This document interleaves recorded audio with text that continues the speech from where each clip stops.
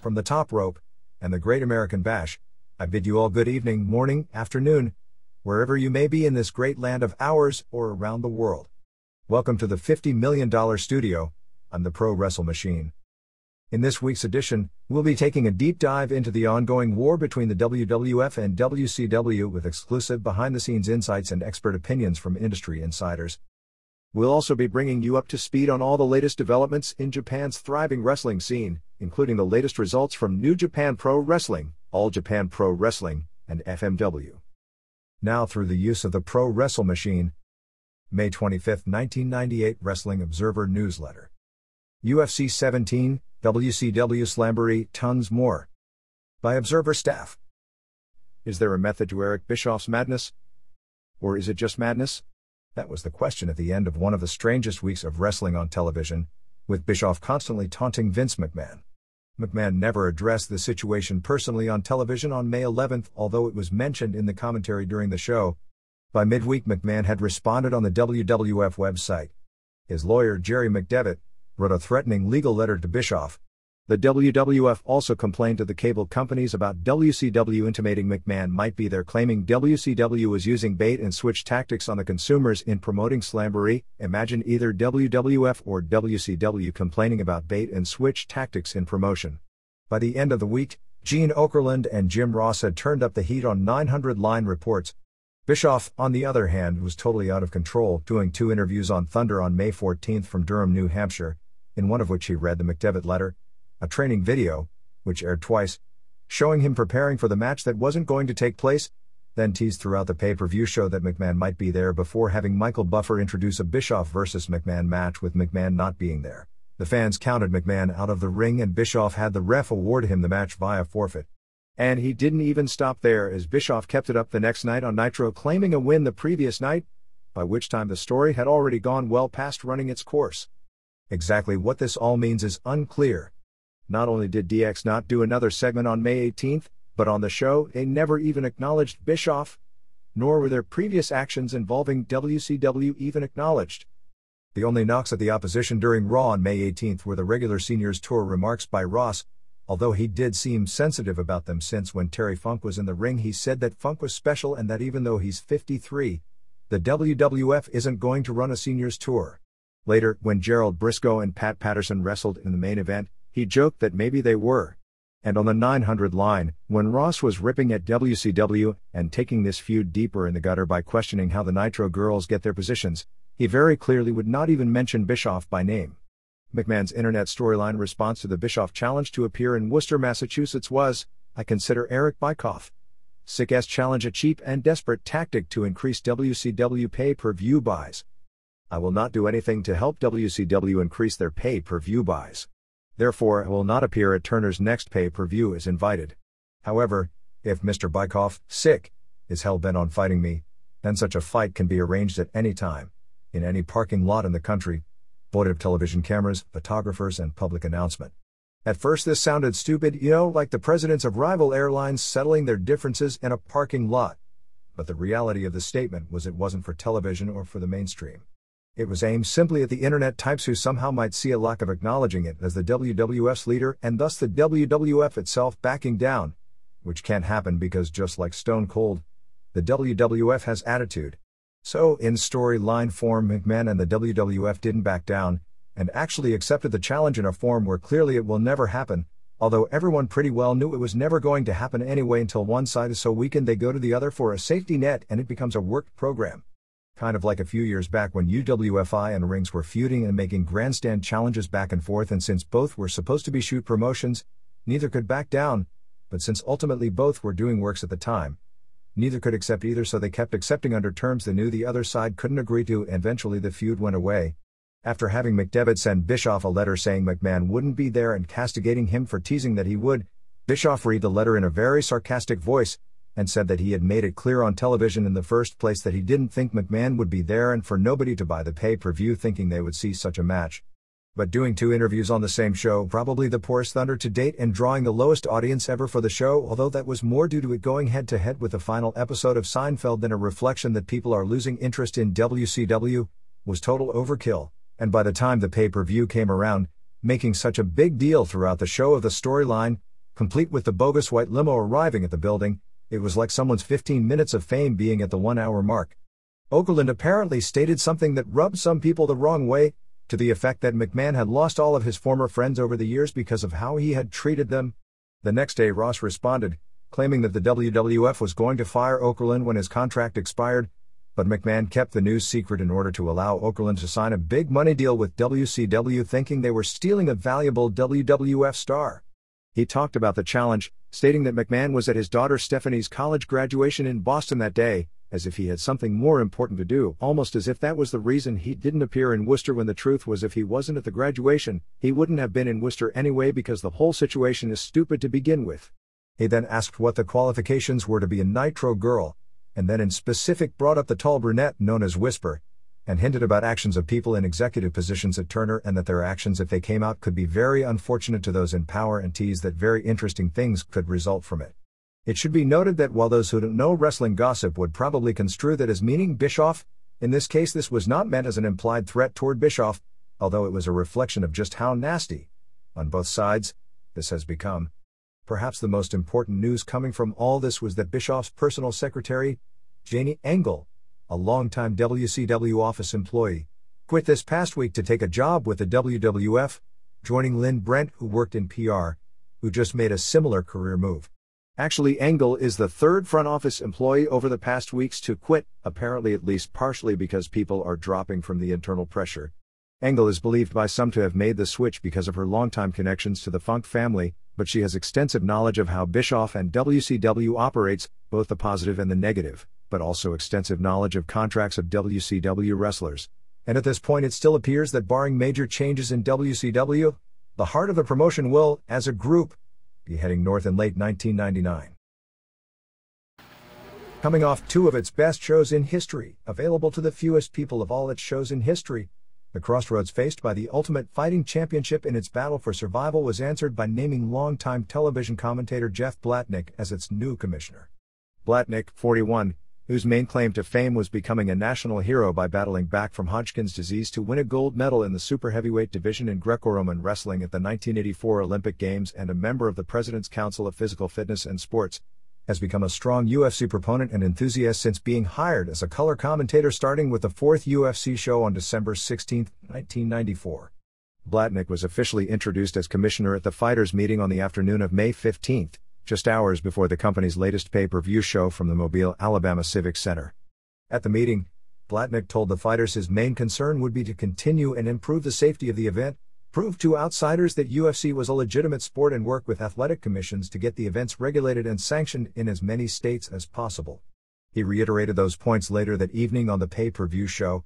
But more than anything else, his biggest task facing him is nothing short of being the savior of a sport plagued by loss of exposure, and the inherent follow-up of that, loss of viewer interest, despite this taking place at the same time that the actual competition within the sport has never been better. Blatnick is trying to change the genre terminology from the initials NHB, for no holds barred, to MMA, for mixed martial arts, since it is better sounding politically and he believes more accurate, because there are moves, like fish hooking and eye gouging and attacking the groin, that are banned, and there are holds, such as those that attack the fingers and toes, that are also banned. There are lots of problems in UFC, most minor and trivial compared to the major one: survival due to the lack of cable penetration, due to most of the largest cable conglomerates refusing to carry the shows, including TCI, Time Warner, Cablevision, and Cox Cable, not to mention the entire country of Canada being blacked out. It has led Viewers' Choice, which come July will dominate the pay-per-view market with Request going out of business, to downgrade UFC from being on the VC1 main channel to the secondary Hot Ticket channel. Those homes, combined with satellite homes, would make the shows available in an estimated 10 to 12 million of the estimated total pay-per-view universe of 34 million homes in North America at this point for all future events. It was estimated that this event would be available in about 15 million homes. The economics at this point in time make presenting a full-blown pay-per-view show after July, when all this goes into effect, financially hazardous to any promoter's health.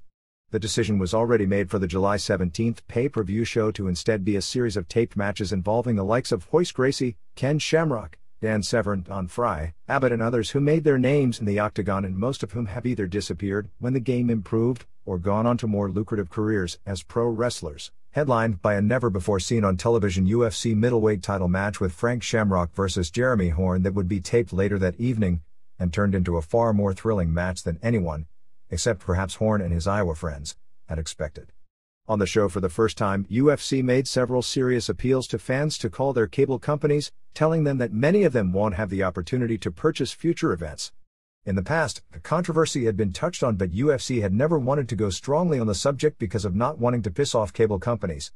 The appeals were more professional, but will probably be far less effective than similar tactics from ECW, which was able to turn around a similar plight through a promotional campaign almost designed to make its fans feel as they are part of a family being unjustly singled out as opposed to simply fans of a sport or a promotion. UFC officials all weekend were still talking about doing live shows in October and December and making preparation for such, so that any rumors of the demise being impending seems to be news to the people who are running the organization, including lots of preparation work being done for a potential October show taking place in Brazil. But this was also a tight budget operation compared with the glory days of the event. Instead of fighters being flown into town 1 week early and holding press conferences and promotional interviews all over town and the famed post-show parties, the fighters now come in the night before the fight and leave the next morning. But besides the announcement of Blatnick as commissioner, another sign UFC wasn't planning on throwing in the towel imminently was the announcement on the show that they had signed Boss Rutten, one of the highest profile and more importantly most sought after fighters in the world, to a contract starting in October. Rutten, a star in Japan with Pancrase, was with the exception of Ken Shamrock, the most successful fighter in the history of that organization. Rutten has only lost 4 shoot matches over the past 5 years, 2 by submission to Ken Shamrock, 1 by submission to Masakatsu Funaki, and 1 by decision to Frank Shamrock, and that's fighting real guys almost monthly as opposed to fake dojo records or marks inflated with wins over fighters who don't really know the game. Rutten, who matchmaker John Peretti had been touting as possibly the best active fighter in the world, had been heavily wooed by KRS in Japan, which in general is throwing around bigger money than UFC shows. Semaphore Entertainment Group was hardly planning on this being the final show. However, within the cable industry, UFC has largely been written off for the past year. The exposure UFC has spawned a greater popularity of similar type of events not only from smaller group in the United States such as Extreme Challenge and IFC, but has added popularity and interest to existing shows in Europe, Russia, Japan, and Brazil, not to mention has seen similar type of shows spread to places such as Israel and Australia. Even with the worst-case scenario of UFC itself disappearing as a pay-per-view entity, some similar form of the sport, whether it be under Pancrase-like rules such as USWF out of Texas, or regional shows in states where the game isn't a heavily political deal such as Alabama and Iowa, would continue. With standards our television getting as they are, there is little doubt that a few years down the road UFC probably would return, and with full cable exposure as the universe continues to expand, standards continue to get more lax, more quality fighters are trained, and as dishes get more popular, 10 years from now it probably will be bigger than ever. But next year and the year after are a lot more of a question. It isn't exactly clear what true power Blatnick will have. Will his role as commissioner be allowed by Semaphore Entertainment Group to be a strong leader with real teeth in his decisions, like a David Stern or Pete Rozelle in his heyday? Or will he be closer to a pro wrestling Jack Tunney-like figurehead position? The title is important politically because Blatnick can gain an audience with the key movers and shakers that have nearly banished UFC from the landscape, and with the title would become a must to be spoken with by any reporters doing a UFC story, most of which historically have been negative. Just a few months back, for example, Blatnick and Frank Shamrock were brought by Semaphore Entertainment Group to a dinner to honor Leo Hindry, the president of TCI and perhaps UFC's most powerful political foe with the exception of Senator John McCain. While Blatnick spoke with Hindry briefly on the UFC subject, Hindry's main response on it being banned was that he didn't consider it a sport. His title at the time within UFC was nothing more than being a television announcer rather than someone who theoretically would now have the power to negotiate changes that the cable industry could live with to ensure the survival of the sport. However, what faces Blatnick is an industry so ignorant of the subject that many major systems kept early ECW pay-per-view shows off the air because they thought it was UFC using weapons, and no matter how many letters from lawyers ECW sent admitting it was staged, pre-planned entertainment, it still took a lot of time to get several major systems on board. While Blatnick's credentials can open doors, and he's well aware of all the basic pro and cons and all the arguments, his credentials can't open minds of people who have grown up and spent their life visualizing pro boxing as civilized fighting and tactics illegal in boxing as being uncivilized fighting, even if they actually make the fight safer, which is why he's got very much of an uphill struggle. The reputation UFC earned with all the media publicity in its early years has never fully gone away. Just as an example, on an airplane going from Houston to Mobile on May 14th, which was filled with mainly cornermen and supporters of Hugo Duarte and Dan Henderson, nearly all the people on the plane who were residents of Mobile were aware of the show, but believed it to be either fights to the death, or fights where competitors frequently died. As much as Blatnick and all its supporters can cite the lack of serious injuries as compared with other major contact sports, that message has fallen on deaf ears among the people who not only make the decisions, but the general public as well. Being that the major task is simply survival, it makes the other problems in regard to making UFC a legitimate sport seem less important. But they continue to exist. There was a major rules controversy on the show, which was never addressed on television. At the fighters' meeting, when head referee John McCarthy was going over the rules, he specifically said that punches and elbows to the back of the head were banned. While one could argue reasons and whys about rules, whatever rules were in effect needed to be enforced equally. There is a such thing as the UFC rule book, but only a few people have actually seen one and the fighters themselves don't have them. In the rule book, punches to the back of the head are legal, but elbows aren't, but as mentioned, none of the fighters knew that going in.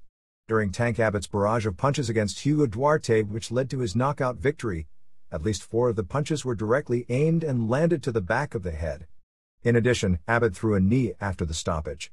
Both Duarte's corner and many of the fighters after the show basically consider that match finish to be a farce or bogus because whether one agrees or disagrees with the rule itself, every rule change changes the strategy of the match. When Abbott reversed Duarte on the ground, Duarte had to, based on the rules, defend his neck for a choke, but was safe from punches. Except he took 16 of them in a row. Many, if not most, were aimed at the temple, which is legal, but some were clearly aimed at the back of the head, which wasn't, and it wasn't a punch missing its target and being an inadvertent foul. It was punches clearly aimed for an illegal region. The explanations for this after the match were also terribly inconsistent. McCarthy after the match told us technically Abbott punched to an illegal area, but there's certain leeway allowed since punches can miss their target and he may have been aiming for a legal spot and simply missed the target. The replay proved Abbott had hit his aimed target, but even if he hadn't, this was no different than a boxing match where early in the fight, one man inadvertently headbutts the other, opening a cut and the fight has to be stopped. Even though the butt wasn't intentional, the fight would likely go into the record book as a no contest. If the butt was intentional and the illegal move led to the fight ending, and this situation is closer to that, the fighter would be disqualified. Later explanations from others, including Blatnick, were that according to the rule book, punching to the back of the head is legal, which as mentioned before, is technically correct, but the fighters were told otherwise and that was the information they were fighting under, which is why so many were upset. There was a joke going around that if Abbott had hit Duarte in the back of the head with a beer bottle they'd have let it go because, due to Abbott's charisma, Semaphore Entertainment Group has, often to the point of being laughable, set things up for Abbott to come out of a show as an impressive-looking winner, and for the first time ever, this 44 seconds knockout saw Abbott finally come through to the pleasure of the audience, which reacted far bigger to him than anyone else on the show. While Duarte clearly wouldn't have been able to continue in the fight, awarding the win to Abbott, while doing anything else would have resulted in a furious live crowd, was a decision that just doesn't hold up. To make things more inconsistent, in an earlier fight between Alan Goes and Dan Henderson, Goes set up a choke by attempting to kick a field goal with Henderson's head, which violates the kicking a man while he's down rule. It at first appeared that ref Joe Hamilton may have stopped the fight to award it to Goes, while the fans, heavily in favor of Henderson as the American against a Brazilian, and this was more of a simple crowd than usual, began booing heavily. It's not exactly clear what Hamilton was going to rule, but both McCarthy, who is head ref outside the ring, had the power to overturn his ruling, and matchmaker John Peretti both conversed with Hamilton, who ruled it as a stand-up and told the judges to take a penalty point away from Goes, which probably was the deciding factor in Henderson winning the unanimous decision when the match went the time limit. There are still the matters of questionable fighter records being used, although not to the extent as in the past, which has been the case from the very first show. And questionable sizes. Abbott and Duarte, for example, were said to be the same height, although it was clear that Duarte was probably 5 inches taller. Semaphore Entertainment Group has always billed Abbott as 6 feet tall. He's 5'10", for the same reason wrestling promoters in the old days would bill nobody shorter than 6 feet or lighter than 225, no matter how silly that stats looked to fans at the arena that were 5'10" and towered over the 5'9" guys billed as 6 foot as they left the ring. Duarte's manager said he was 6 foot, even though before the show Duarte's stats listed him at 6'3", which looked to be a legit figure. This is a minor point to be sure, but in a sport that uses heights, and more importantly weights, in its profiles, having obviously worked numbers doesn't add to its credibility. The weight situation is even weirder. They actually have done weigh-ins at the past few shows after simply announcing whatever the fighter claimed to weigh for most of the history of the UFC, and while the numbers were usually close, there were often figures off by 50 to 60 pounds in some of the bigger guys. But the weights listed on the screen and announced to the audience and the weights the fighters actually weighed were not the same, and why that's the case is really strange. And in the case of Abbott, he refused to be weighed, since he had dropped so much weight and legitimately was in far better condition than he'd ever been at a UFC. He was announced at 250, but he was a lot lighter than he was a few years back when he was announced at 250 against Dan Severn. Most were estimating his weight at 235 to 240, although he has big bones so he may weigh more than he appears. But this made the commentary weird in the Carlos Newton vs. Bob Gilstrap match. In reality, Gilstrap, who weighed 217 for his last match in rings, came in at around 207 or 208, and basically had to sweat down 9 pounds to make weight at 199. Since the weigh-in was the day before after rehydration, he was probably back at around 208, although announced at 199 since he did make weight, which is traditional in sports like boxing, wrestling and other sports with weight divisions. Newton was announced as weighing 187, although when he weighed in, he was fully clothed and holding something in his hand and even then weighed 180, so his legit weight was closer to 177.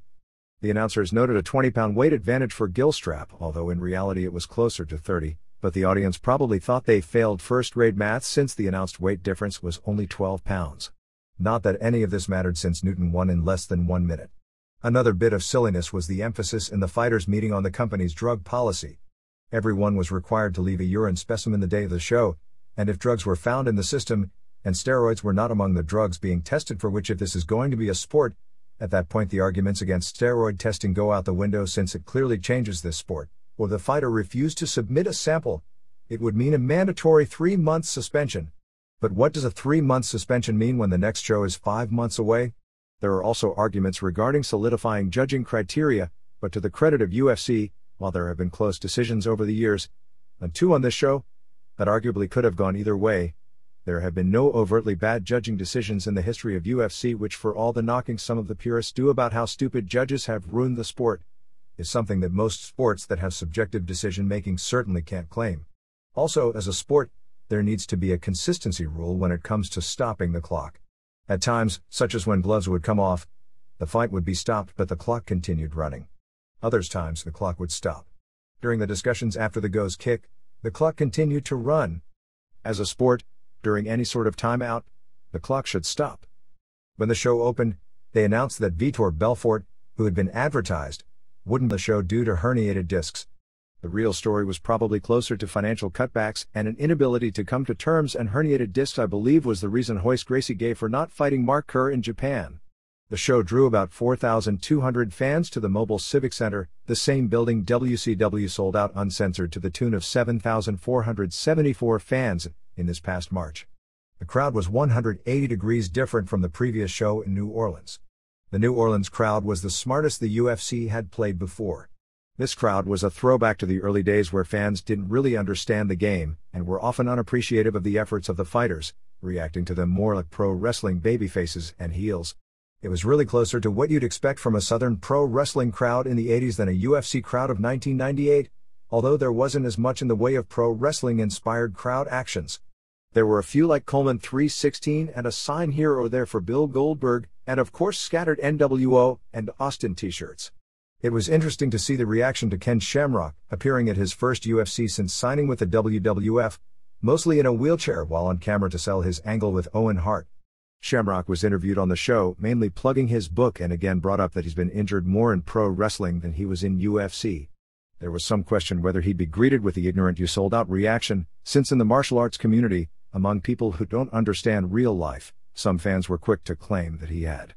Instead, the reaction was largely cheering, with fans understanding there is more money in the WWF, and it didn't seem that even though the audience couldn't be called smart, they were smart enough to understand the reality of business decisions. Other pro wrestling names who were at the show were Rutan, who was introduced on television as having signed with UFC, and former pro wrestler Kazushi Sakuraba, who was also the UFC heavyweight tournament winner on the Japan show, and was never introduced on camera. Andre Roberts, 5-0, beat Harry Moskowitz, 2-5, in 351. Roberts is a 375-pound Indian with a Billy Red Cloud haircut and coming to the ring threatening to use the old tomahawk chop that seemed almost right out of a 1970s small-town pro wrestling circuit. He's apparently is being groomed for an eventual match against Abbott. Moskowitz was considered a large but safe opponent, who was just barely safe enough. The two went out there with a lot of size and almost no technique, with Moskowitz hitting Roberts with a lot of body shots, and Roberts trying to get over by trying a body slam, which he has done to smaller men in MMA shows, was unable to do on a man who probably weighed 290 and wasn't willing. Moskowitz landed a lot of punches, but Roberts was able to slow him down by bullying him into the fence.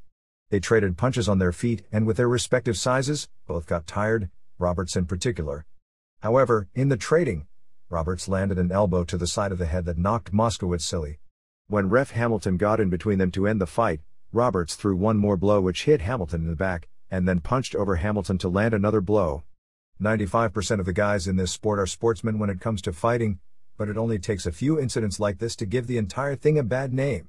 I guess they can always suspend him for 3 months. B. Frank Shamrock, 4-1, retained the UFC middleweight title beating Jeremy Horn, 9-3-3, in 129 of the first overtime after they had gone 15 minutes of regulation. This is the main event for the July 17th pay-per-view show, and there were people who thought it was the best match of the entire show. Certainly this had the most unique crowd reactions to any UFC match in recent memory. Shamrock looked physically slightly smaller than before, particularly in the upper body, but was his usual ripped to shreds. He came out throwing leg kicks, then threw a kick a little high and Horn took him down.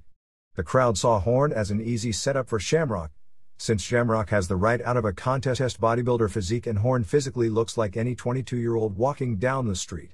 Once they realized Horn was for real and was actually winning the fight, they got behind him in a manner closer to pro wrestling when one of the legendary workers like a Ray Stevens or a Ric Flair in their prime would face a jobber and transform the jobber into the best wrestler in the world on that day and actually make fans believe the jobber was going to pull off the upset of the year. Shamrock wasn't working here, but the effect on the crowd was the same. Horn connected with knees and body punches while Shamrock threw elbows from the bottom.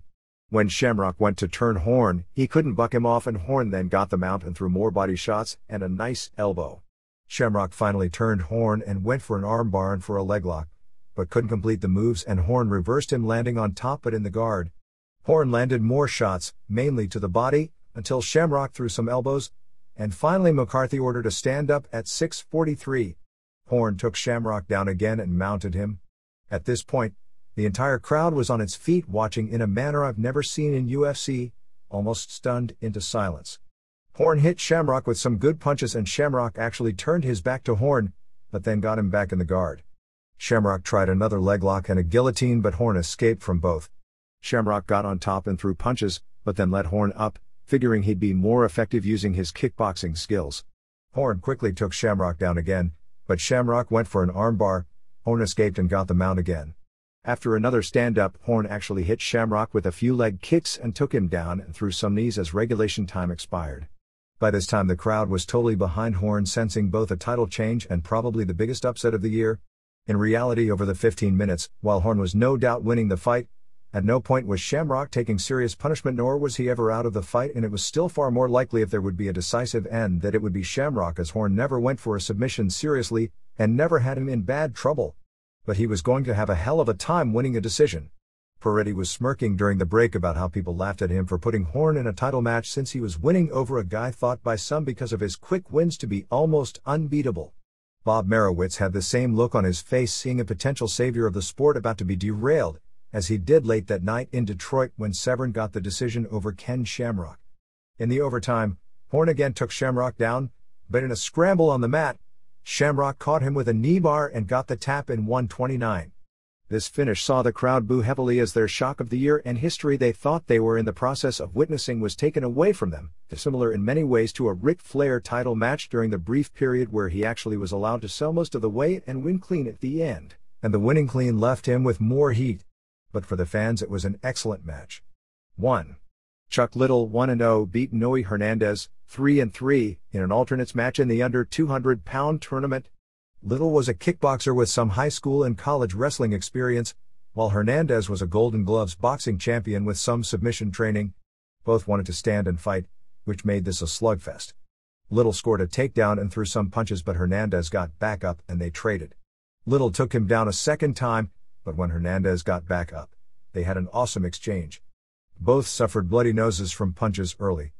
Little was also kicking Hernandez's leg, which reddened noticeably.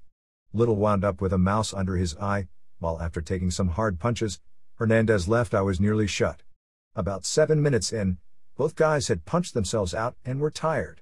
The crowd, not understanding both the punishment they had taken and the exhaustion factor in doing basically a boxing match without rounds, booed heavily since the match was slowing down. Little used leg kicks to set up punches, and although both were tired, Little was dominating the latter stages of the match to earn a unanimous decision from the 3 judges after the 12 minutes time limit expired. One of the judges was longtime pro wrestler and promoter Gene LeBell, whose connection to this event, besides being something of a martial arts world legend, is that he trained Peretti. A side note on LeBell: a question posed to him regarding the Muhammad Ali vs. Antonio Inoki match in 1976 that he refereed.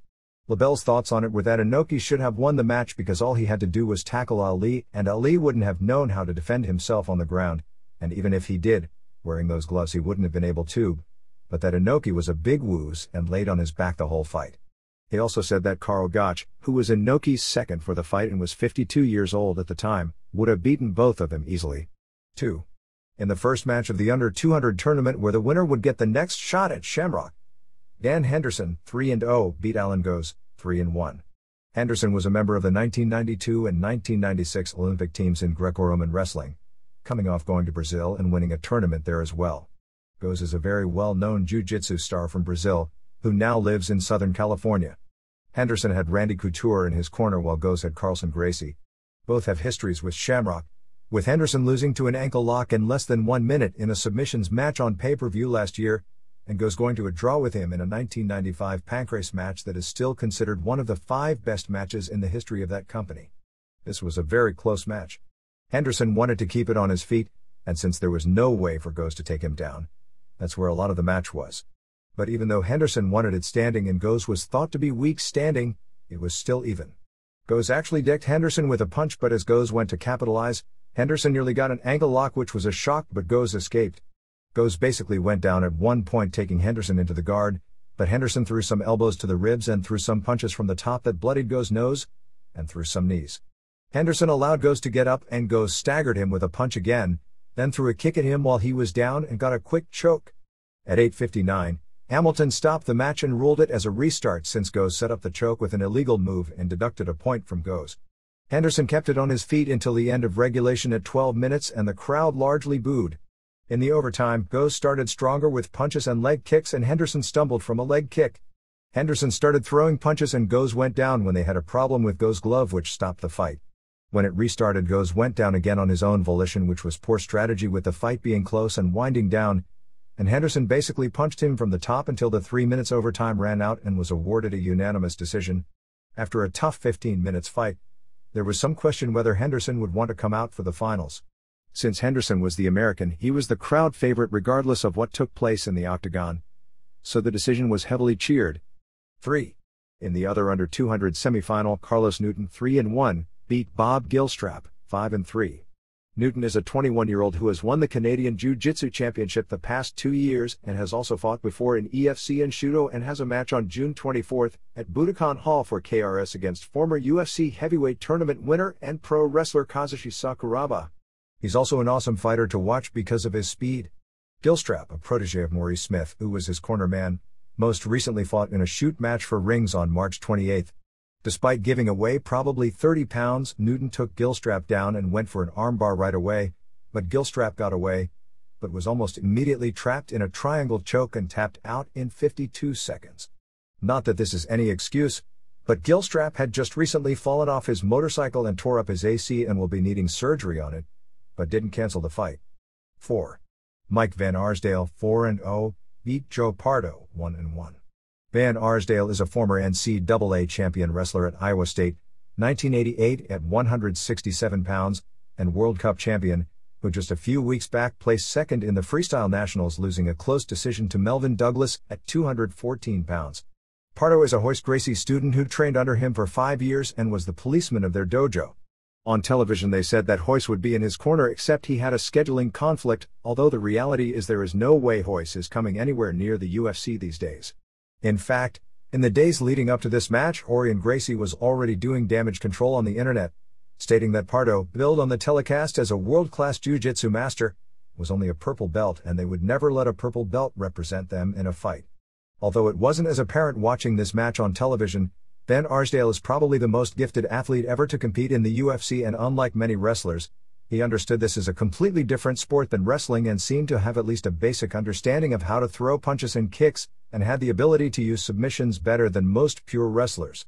He threw punches and kicks effectively with very little training at each, and being a wrestler with virtually no submission training, he made a Gracie protege tap out with a hold, and last year became the first pure wrestler to go to Brazil and beat a jiu-jitsu guy by submission there as well. Van Arsdale was just too quick and had a lot of snap in his punches and kicks, so even though Pardo had boxing experience, he was getting beaten up standing. While fighting from the guard, Pardo nearly got an ankle, but Van Arsdale punched his way out. Van Arsdale mainly rained down punches from the top, causing major swelling under Pardo's left eye. When Van Arsdale broke the guard, he stood up, forcing Pardo to stand. After beating him with punches, they went down with Van Arsdale in the guard again. After a stand-up, Van Arsdale threw more punches and Pardo went down, with Van Arsdale on top, and then Van Arsdale let him up again. Pardo, trying to escape the punches, tried to shoot in, but he had no chance to take down a world-class wrestler. Van Arsdale got a side mount and began throwing down elbows to the body. Van Arsdale threw a lot of punches from the top, opening up Pardo, and then clamped on a top wrist lock, or entangled arm lock, and forced Pardo to tap in 11-0-2. 5. David Tank Abbott, 8-6, beat Hugo Duarte 6-1. Duarte is actually a legend in luta livre in Brazil, although he had never beaten a big-name fighter before. The crowd booed Duarte a lot, since Abbott was their favorite. Duarte took Abbott down and went for an arm lock and then a choke, but Abbott reversed him on the ground and got his back and threw 16 unanswered punches, most of which looked legal and some of which wouldn't have been based on what McCarthy said at the rules meeting, before McCarthy had no choice but to stop the fight at 44 seconds as Duarte was being pummeled. Abbott threw a knee at Duarte after the fight was stopped and dropped his Team Tank t-shirt next to him in a display of showmanship which got a huge pop. 6. Henderson, 4-0, beat Newton, 3-2, to win the middleweight tournament. This was a fight that neither man deserved to lose. Newton rocked Henderson with punches and leg kicks early until Henderson took him down. Henderson threw punches and forearms from the top until a stand-up was ordered, largely because Newton's glove was coming off. As Henderson went to throw a punch, Newton scored a big takedown, which was amazing being it was against a world-class wrestler. After blocking a choke attempt, Henderson got an escape and got back to his feet. A big USA chant started, being that Newton was from the hated Canada. Henderson threw a lot of standing knees and took Newton down, but was caught in the guard. Henderson landed a lot of shots from the top before letting him up. Newton got the better of the exchanges on their feet and Henderson slipped, but before Newton could capitalize, Henderson took him down again. Henderson kept his position until the end of regulation at 12 minutes, but not before he, while caught in the guard, performed a pro wrestling sidewalk slam with Newton. The move looked impressive as hell, even though it really didn't mean anything. Newton came out stronger in the exchange in overtime and threw a punch that knocked Henderson almost out, but Henderson instinctively, before Newton could finish him, took Newton down. Newton went for a straight armbar but didn't have the power to finish it and went for a triangle, but most of the rest of the fight saw Henderson on top and getting some shots in until the overtime expired. Although it didn't come across that way on television, it may have been the best match ever in the UFC. Frank Shamrock, who was doing commentary, thought Newton should have won. It wound up in a split decision with LaBelle voting for Newton and Tony Molino and Michael Di Pasquale voting for Henderson. LaBelle voted for Newton because even though he thought Henderson had the lead after regulation, the most important part of the fight was the finish and that Newton had won the overtime round by nearly taking him out with the punch. Henderson was then interviewed and Joe Rogan, bringing up his loss to Shamrock, tried to hype a rematch and get Henderson to say he's out for revenge, but Henderson wouldn't bite, basically saying that all he's thinking about is his wrestling. 7. Pete Williams, 4-0, beat Mark Coleman 6-2 in what was billed as a match to determine the next challenger for heavyweight champ Randy Couture, although that was done because it was believed by many that Coleman would easily roll over the unknown 22-year-old Williams. This would probably rank along with Joel Gerson's win over Ruben Asado as the biggest upset of the past 2 years in NHB, even more than Maurice Smith's win over Coleman last year. However, Nearly everyone I spoke with in Mobile predicted a Williams win, and Ken Shamrock was almost sure of it, saying that if he couldn't finish Williams on the ground in training, and he knows a lot more about ground fighting than Coleman, that Coleman wouldn't be able to finish him either, and that eventually Coleman would tire. Coleman was almost definitely not on steroids and had trained far more for endurance, being down to about 240 from 255 in previous matches, but the truth of the matter is everyone has strengths and weaknesses and genetic limitations. Whether Coleman's system is screwed up from his thyroid problems in the past, or whether his genetic makeup with his gorilla physique make him great at power and short bursts, but make him very human in the long run, either way Coleman's weaknesses are known, and like Smith, Williams exploited them. Coleman took Williams down right away and started pounding, although a more controlled version than in the past to pace himself. Williams nearly got an armbar on him, but Coleman broke the hold with a punch. Coleman threw punches and some elbows from the top, but again showed patience. McCarthy ordered a stand-up when the action lagged, and Coleman was beginning to tire. Still, on their feet, Coleman tagged Williams twice with strong rights, but Williams scored more effectively with numerous leg kicks. Although showing major signs of blowing up, Coleman was able to get Williams by the fence and rock him with punches while Williams hit a knee and some elbows before Coleman finally took him down. Coleman maintained the top, although Williams was going for an armbar when the 12 minutes regulation expired. Jerry Bolander, who was a high school classmate and wrestling teammate of Williams in Livermore before bringing him to Shamrock in 1995, was screaming at him to do more movement because he was losing on points and only had 3 minutes to finish him, and told him to go out aggressively. In the overtime, Williams was like a new fighter, throwing punches, knees and leg kicks to the exhausted Coleman, and when he dropped his hands, threw the single greatest finishing kick on perfect target to the face in UFC history to knock Coleman out in 37 seconds. The ring filled up quickly with Lions Den members including Ken Shamrock, and they stated that their goal now was to win all the championships, having Mike Burnett win the lightweight title, Bolander the middleweight and Williams the heavyweight. There really isn't a lot to be said about Wcw Slamboree on May 17th at the Centrum in Worcester, Massachusetts. There were good matches and there were bad matches.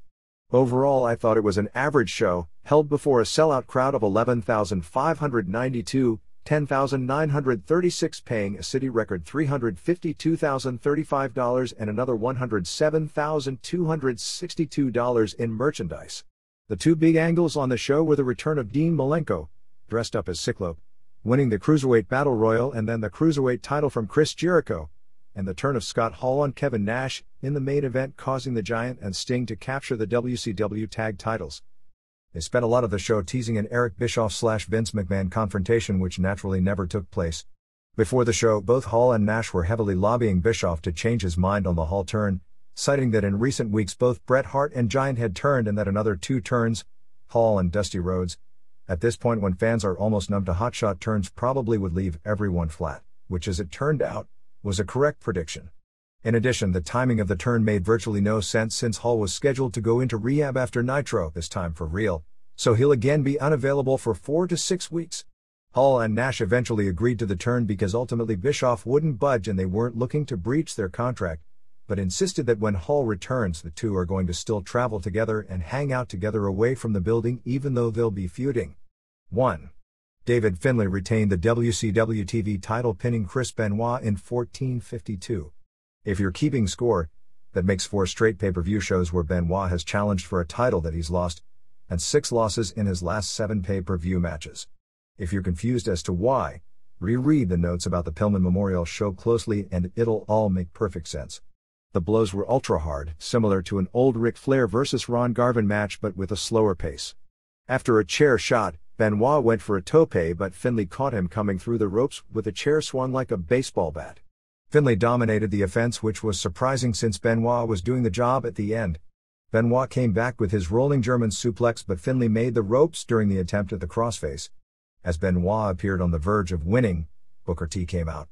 Benoit jumped out of the ring, allowing Finlay to recover and hit him from behind with a sliding kick through the ropes. Benoit sold it as if he was out, doing the dead weight gimmick as Finlay tried to throw him in the ring. Benoit actually scored a desperation inside cradle for a near fall, before Finlay hit the tombstone piledriver for the pin. The crowd was literally stunned silent, not believing that Finlay, who nobody knows, could beat Benoit. 3¼ stars. 2. Lex Luger, Larry Full, beat Brian Adams in 5:05 with a torture rack after Luger clocked Vincent with the forearm. It could have been worse. 1/2 of 1 star. 3. Cyclope, who was Dean Malenko, Dean Simon, under the mask, won a 15-man cruiserweight battle royal to get a title shot at Chris Jericho in 8:27. The best part of the match were the ring introductions, as Jericho ran Dave Penzer off. Jericho was hilarious, billing Chavo Guerrero Jr. from El Paso, Mexico, saying if you need a hubcap that Psychosis will procure one for you, saying Damien painted his face because he couldn't afford a mask, called Dandy the winner of the Lou Ferrigno look-alike contest, called Juventud Guerrera the ugliest wrestler alive, and claimed to have never heard of Johnny Swinger and said that he had absolutely no chance of winning. This was as bad as most battle royals with the exception of Guerrera, who did all kinds of hot moves and was the big-time crowd favorite. In order of elimination it was Evan Courageous, Winger Super Colo, Rafael Garcia, El Grillo, who was actually the real Cyclope. The original idea was for Malenko to be El Grillo, and I have no idea why they changed it except maybe that would have been too obvious. Marty Jannetty, Villano 4, Thomas Diaz Mendoza, Lenny Lane, Damien, Leonardo Carrera, Dandy, Roberto Gutierrez, Chavo Guerrero Jr., Salvador Guerrero 3, Psychosis, Dionisio Castellanos, Billy Kidman, Pete Gruner, leaving Juventud Guerrera and Cyclope. Guerrera and Ebal Gonzalez then jumped over the top rope to eliminate himself. Cyclope then unmasked as Malenko to a big pop. 1 1/4 stars. 4. Malenko won the WCW Cruiserweight title from Chris Jericho, Chris Irvine, in 7:02. Because of the angle, this match had by far the most heat of anything on the show. Guerrera was at ringside, trying to show that Malenko and Guerrera had planned the setup together. Malenko destroyed Jericho for several minutes until he was cut off with a hot shot and a senton. As Jericho went for a lion tamer, Malenko reversed it into a knee bar. Malenko came back using a super stomach block off the top rope followed by his Texas cloverleaf for the tap out. 3 1/4 stars. Throughout the show, including at this point, they were teasing the idea that Vince McMahon was going to show up. They had a white limo pull up to the back gate where Tony Schiavone made the remark that we'll know it's McMahon if we see Jim Ross getting out of the limo carrying his bags. Let's just say the extreme professional jealousy that spurred that remark is something that dates back to 1989 when Ross took over for Schiavone as host of World Championship Wrestling and his no work. 5. Diamond Dallas Page, Paige Falkenberg, beat Raven, Scott Levy, in a Bowery death match, which was a cage with a top using 10-count knockout rules instead of pinfalls at 14:35. There were numerous props inside the cage, so it was a basic ECW weapons match in a cage. Match wasn't bad, but it couldn't compare with their previous pay-per-view matches. They smashed each other into garbage cans and used weapons such as a VCR. Schiavone thought it was the first time a VCR was ever used as a wrestling foreign object, but obviously he either does or doesn't live a sheltered live depending on how you'd view the situation, and of course the bull rope, just so Dusty can let everyone know he's booking this shit. There was a small ECW chant. Ref Billy Silverman had the back of his head smashed into a garbage can, so signal time for all the run-ins. Page used the Raven drop toe hold onto a chair. Some of the flock rigs, Race and Sick Boy, sans Perry Saturn, came out and used bolt cutters to unlock the cage lock. However, Hammer came from under the ring and nailed them with stop signs and handcuffed Race to the guardrail. Then 2 SWAT team members did a run-in and unmasked, revealing Kidman and Horace Boulder, but after Kidman hit Boulder with the top sign, Page gave both of them diamond cutters. Raven hit Page with a fire extinguisher and used the DDT, but Page got up just before 10. Raven hit a low blow and a diamond cutter, but Page again got up. Raven then missed a chair shot and Page used the diamond cutter on him and got the 10 count. After the match, another SWAT team member began handcuffing all the flock members to the cage, including Race again. You can never handcuff a giant enough, as we've learned, and then handcuffed Raven in a crucifix position into the cage, although he actually handcuffed the arms too low so it didn't get quite the effect. And maybe that was the intent, is to not mock the Jesus Christ crucifixion to avoid heat. And faster than you can say Tommy Dreamer, the guy delivered a killer chair shot, took off his SWAT helmet revealing a Mortis mask, and then took the mask off revealing the guy who had been doing some of the run-ins.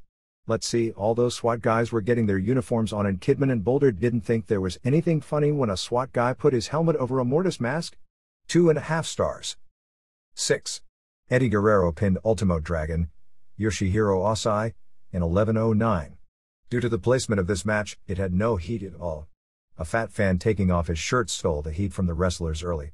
Technically this was by far the best match on the show, but the crowd didn't care. Chavo Guerrero Jr. was cheering for Dragon so he could break away from Eddie if Dragon won. Dragon used his Osai moonsault. He also used a torture rack and dropped down for a near fall, and a moonsault for a near fall. Guerrero came back with a swinging DDT but missed a frog splash. Dragon used La Magistral for a great near fall. Dragon did an unbelievable spot, a quebrada turned into a dragon sleeper. Guerrero reversed it into a dragon sleeper of his own using the ropes. Chavo then pulled Eddie off the ropes and they argued. Dragon went for a spinning heel kick, but Eddie moved and he hit Chavo, knocking him off the apron. Guerrero then hit a brainbuster and got the pin using a frog splash. After the match, Chavo was so mad about Dragon losing that he put the boots to Dragon so unmercifully that Eddie actually had to pull him off. Eddie then slapped Chavo and dared Chavo to slug him, but instead Chavo kissed him in the cheek. The most match had a lot of heat. 3¼ stars. 7. Bill Goldberg retained the U.S. title pinning Perry Sotelo in 7:01. Over the previous 6 days, to show how well planned out these shows are, on Monday they did an angle to build up Saturn vs. Glacier. It had no match for Goldberg since Curt Hennig's knee was injured. On Thursday they cancelled Saturn vs. Glacier, being that nobody cared. Instead, on television promoted that Goldberg would be wrestling all the members of the flock one at a time, and if any of them were to beat Goldberg, then Raven would get the U.S. title. Then early in the show they simply stated that Saturn had told the other flock members to stay away, and if he won the match, he would get the title and not Raven. The first 2 minutes had heat, with Goldberg doing power moves including a press slam into a power slam and another press slam. Once Saturn got on offense, the crowd died. Saturn looked good in his offense, but the crowd wasn't into seeing Goldberg selling, or whatever it was he was doing with Saturn on offense. Saturn did a drop kick off the apron, a spin kick off the top, another spin kick, a neckbreaker, and an Akiyama exploder suplex. Saturn badly missed a side kick, which was supposed to be a key point in getting the move over for his huge, giant, money-drawing upcoming feud with the G-Man, Glacier. Anyway, Saturn went to deliver a move while leaping off a chair. Goldberg caught him in midair with his stiff tackle and the jackhammer. The pop for Goldberg winning, while strong, was less than it has been anywhere for months. 3/4 star. Bischoff came out. Michael Buffer came out to announce the farce to make it seem even sillier. Buffer announced McMahon's name. Hey, I was expecting a mannequin or a blow-up doll that Bischoff would kick in the head, and supposedly that was the original idea. Instead, nobody came out. Bischoff told ref Mickey J to count McMahon out for not showing up, and they announced Bischoff as the winner by forfeit. The fans did all count to 10 with the ref, and when McMahon's name was announced, they booed it heavily even in Worcester. And don't give me the McMahon is a heel on WWF TV, and that's why they booed. They booed because they were at a WCW show and know that when at WCW, you booed WWF and vice versa, because those exact same fans at a WWF show, if McMahon were to do a promo anti-WCW, pop for him almost as big as Austin. Since everyone knew McMahon wasn't going to be there, this came off badly, but I was actually expecting worse. 8. Randy Savage, Randy Poffo, beat Bret Hart by DQ in 1638 with Roddy Piper, Roderick Toombs, as referee. Most of the match consisted of Hart on offense working on Savage's bad knee. Hart really got into his heel roll, including flipping off the fans. Hart did a great job of carrying a guy with was very limited because of his knee to an above-average match. Hart finally clamped on the sharpshooter, and Bobby Heenan said that you might see Savage submit for the first time in his career. Luckily they forgot all those bouts against Luger where he lost to the rack and the armbar. Savage reversed the sharpshooter, but Hart made the ropes. Elizabeth, that getting out of the business was sure short-lived, returned for absolutely no reason. Hart hit Savage with a low blow, pulled out a foreign object and hit Piper with it, although Piper at the time was distracted by Liz.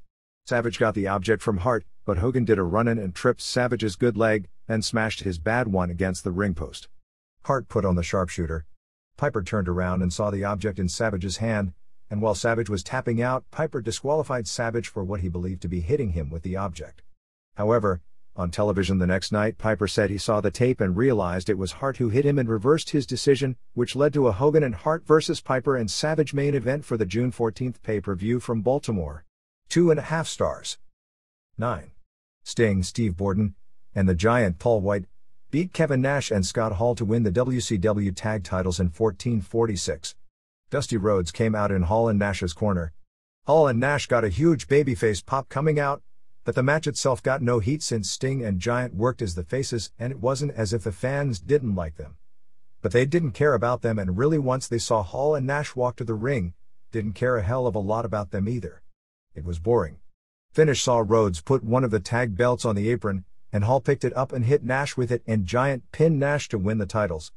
Apparently Nash suffered a legit concussion from the stiff belt shot. Without opposition head-to-head, Monday Night Raw on May 11th, headlined by a street fight with Austin vs. Briscoe and Patterson with Sergeant Slaughter as referee, drew a 5.33 rating, 5.30 first hour, 5.36 seconds hour, and 8.14 share, its third best mark in history, all of which have come over the past 4 weeks while Nitro was being bounced around due to the NBA playoffs. A 1-hour Nitro which aired at 7 p.m. Eastern Time drew a 2.54 rating and 5.55 share, and a replay of that show starting at 11:45 p.m. did a 2.33 rating and 5.88 share, which in that time slot is an excellent number. 2 weeks ago, when WCW did a 2-hour show and the first hour started at 7 p.m., it did a 2.53 for that hour, almost identical with this week, so the live number at that time isn't a bad number either. The Lakers/Jazz game that went head-to-head with Raw did a 6.1 rating and 9.7 share. Being the final week of NBA playoffs on TNT, Nitro goes back to its 3-hour format next week. Exactly why Nitro was a 1-hour show this week is unclear. It had been advertised as being a 2-hour show, with the first hour live and the second hour to be taped to air after the basketball game. Even as late as 5 p.m. that was still the plan, and there was no explanation given as to why they made the change, given they had a second hour booked for after the game. The only quarter-hour notes regarding Raw is that while I personally really liked the show, in this business, numbers don't lie. Going unopposed, the show built the entire first hour with a big bump from 5.1 to 5.6 coming for Austin's confrontation with McMahon, Patterson, and Briscoe. It peaked at a 5.93 rating, for of all things, the Terry Funk vs. Mark Marrow match featuring Sable and LOD without Sonny vs. DOA. It took a major drop from 5.8 to 5.4, and again, this is without opposition, so there is no excuse for the audience to fall on a show that builds to a big finish, as they did the angle where Austin was arrested and with Kaientai vs. Headbangers, and dropped slightly to a 5.3 for the DX segment with the tag title match with Outlaws vs. Maivia and Hart, and finished up with a 5.0 for Paul Bearer revealing the DNA testing, the subsequent Undertaker angle, and the Austin Handicap Street fight. Japanese television rundown. May 2nd, New Japan. 1. Jushin Liger and Kendo Kashin beat Tatsuhito Takaiwa and Shinjiro Otani in 13:33 when Liger pinned Takaiwa after a brainbuster off the top rope. The final 6 minutes aired on television, and what aired was a great fast-paced match with great heat, particularly for Takaiwa doing his signature triple bomb spot. 4 stars. 2. Hiroyoshi Tenzan and Hiro Saito beat Manabu Nakanishi and Kensuke Sasaki in 13:41. They aired the last 6 minutes on television, and this was a good fast-paced match, largely due to Tenzan carrying things. At one point Sasaki hit Nakanishi with a lariat by accident, but they didn't do a breakup tease or play that up at any point in the match. Saito is getting almost an Iron Sheik gut. Finish was a big surprise as Saito pinned Sasaki clean with a senton off the top rope. Fans were pretty stunned by the finish. 3 stars. 3. Big Titan and Masahiro Chono beat Shinya Hashimoto and Tadao Yasuda in 13:41. They aired the last 6:30 and it was surprisingly good as well. Fast-paced and generally real good heat, obviously more for Chono and Hashimoto. Titan is a bad worker, but he was almost there in this match, and also did 2 pescados, one on Hashimoto and one on Yasuda. Yasuda is a big clumsy guy, but his stuff didn't look bad here and he got heat for everything he did. Finish saw Chono use a Mexican stretch submission on Yasuda. 2 3/4 stars. 4. Genichiro Tenryu and Shiro Koshinaka beat Tatsumi Fujinami and Satoshi Kojima in 13:28. Almost the entire match aired on television. Very stiff work and very much a brutal match. The idea of the match was to break Kojima's nose and then he'd get all fired up before losing. Tenryu kept kicking him hard in the face, and both Koshinaka and Tenryu were throwing hard short punches trying to hit the spot, and what made it brutal is he took about 5 punches and 2 kicks before the nose finally broke. It turned into one hell of a match, particularly with Kojima selling and making comebacks. When Fujinami got in, he used both his Dragon Sleeper and brought back the old Manji Gatami, Octopus Submission, on Tenryu, but Koshinaka saved both times. The crowd was really into seeing the old moves and seeing the old legends, Fujinami and Tenryu, using those spots. Finally Koshinaka hit Kojima with a butt bump off the top rope, and Tenryu used a lariat and power bomb on Kojima for the pin. 4 stars. May 9th, New Japan. 1. Otani and Koji Kanemoto and Takaiwa beat Liger and Kashin and El Samurai in 17:25. The last 7 minutes aired on television and it was the best match of its type so far this year. Since it was a six-man with no particular issue, it's not the kind of match you would think about for match of the year, but just for fast-paced hard-hitting action with perfect execution, there hasn't been a match this year that could touch it.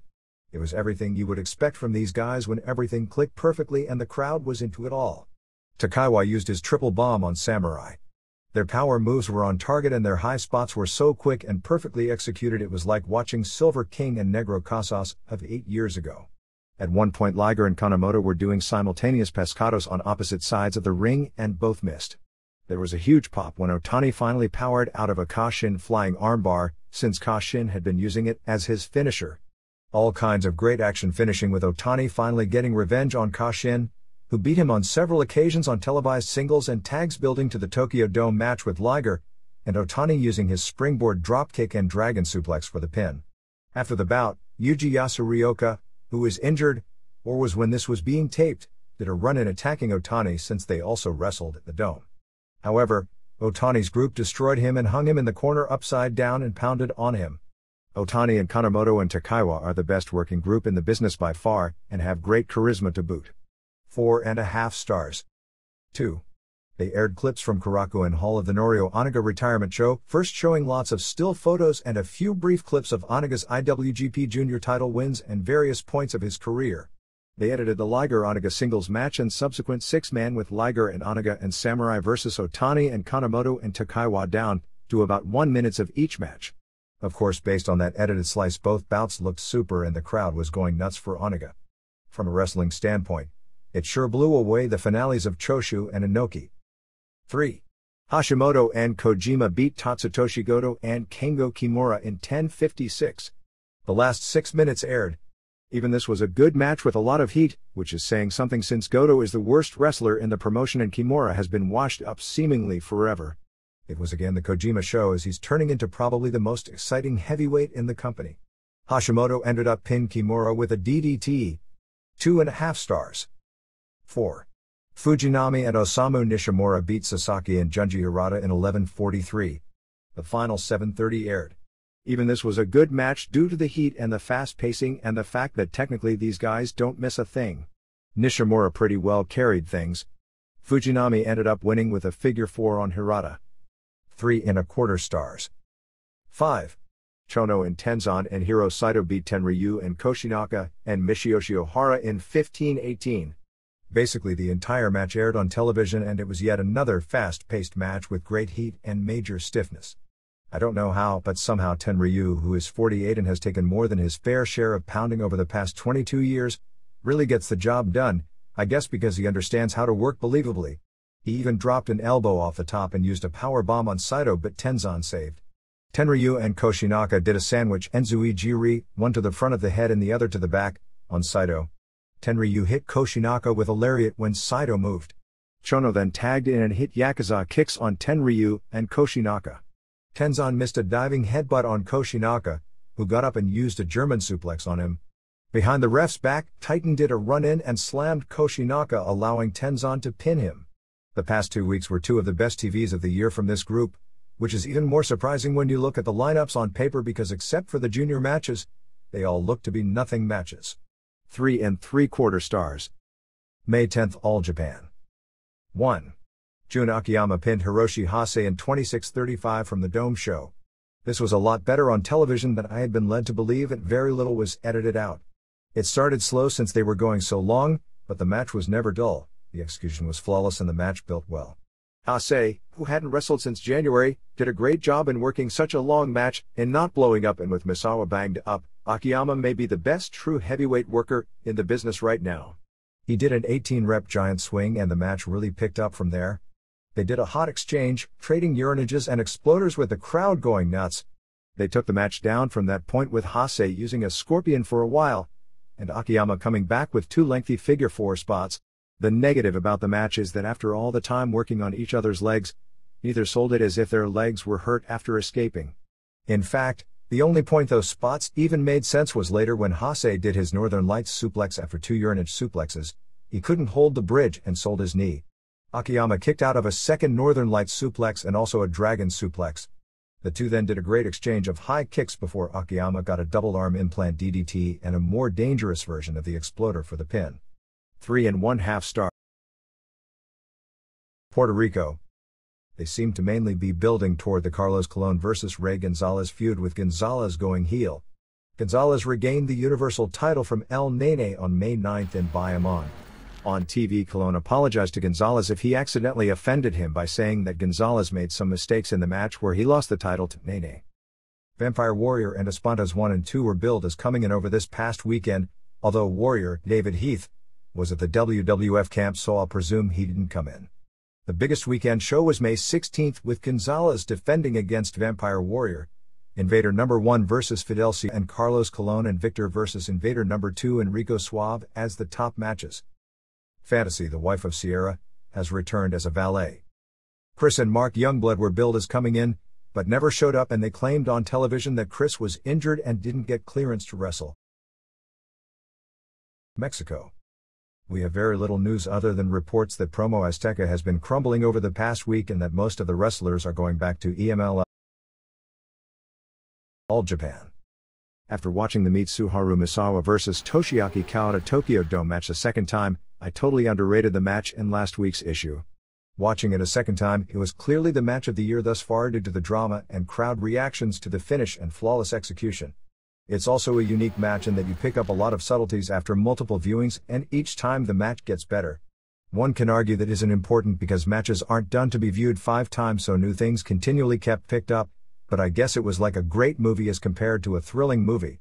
The thrilling movie loses something the second time you see it because you know the spots, but a truly great movie gets better the second and third time you watch it.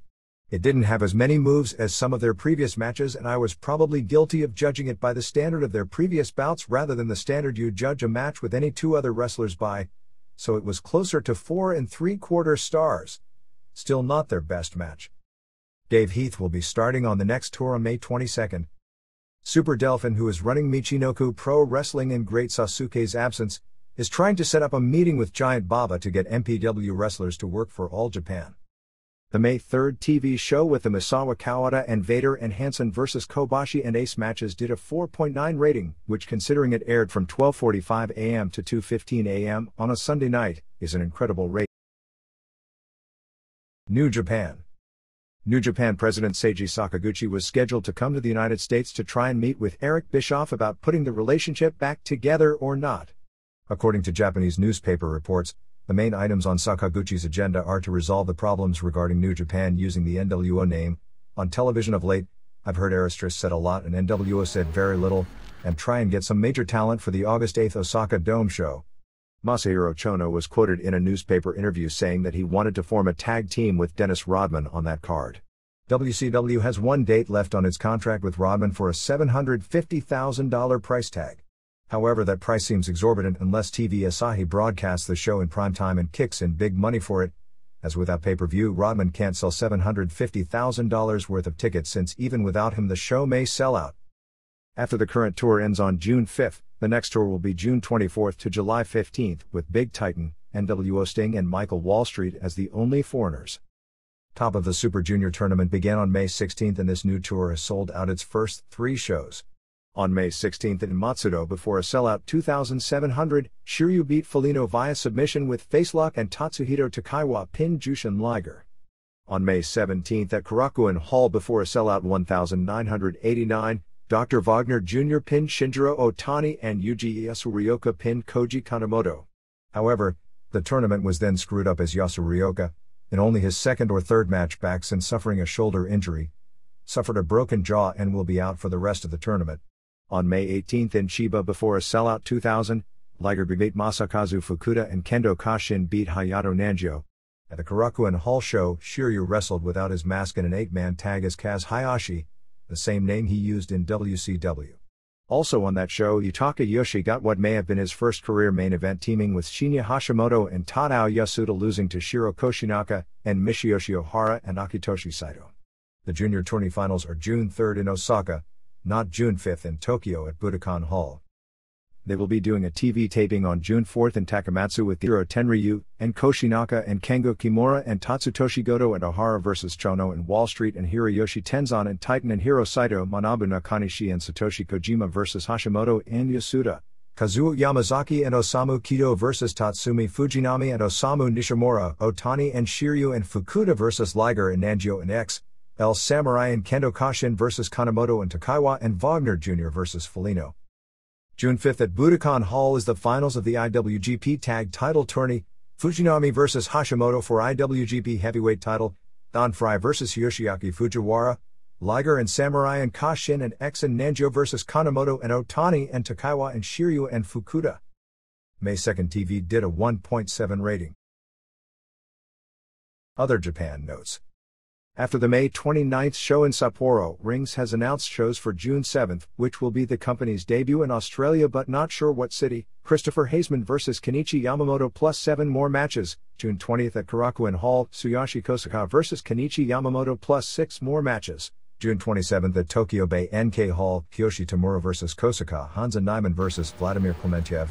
Wataru Sakata vs Willie Peters, which is a rematch of their dirty disputed match in Holland, and Haseman vs Kenichi Yamamoto, which I'll assume will be Yamamoto getting his win back after putting Haseman over in Australia, and its biggest show of the year on July 20th at the Yokohama Arena, which is now being said will be Akira Maeda's final match against Yoshihisa Yamamoto, plus Tamura vs Valentin Overeem. No doubt Overeem will put Tamura over in a worked match, and another rematch of a huge upset with Paul Verlins vs Dick Frey. Apparently they couldn't get a major martial arts superstar to work with Maeda and do a bigger building for his farewell.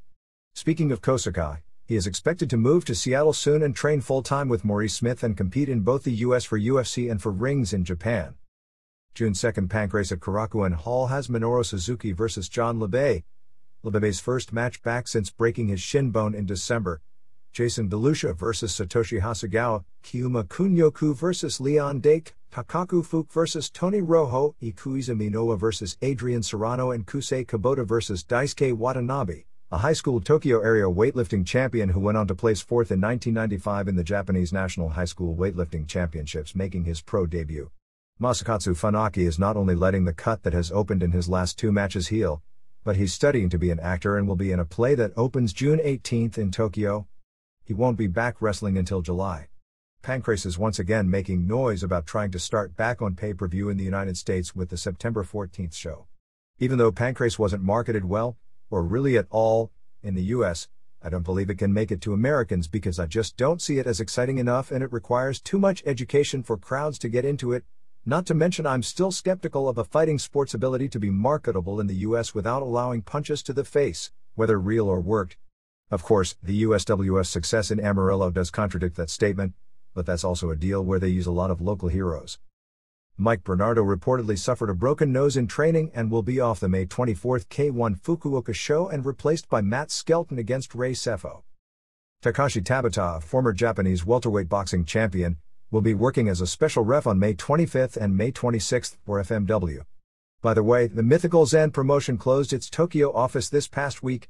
FMW on May 19th at Korakuen Hall has Hayabusa vs Masato Tanaka for the double world title and a street fight with the Gladiator vs Horace Boulder.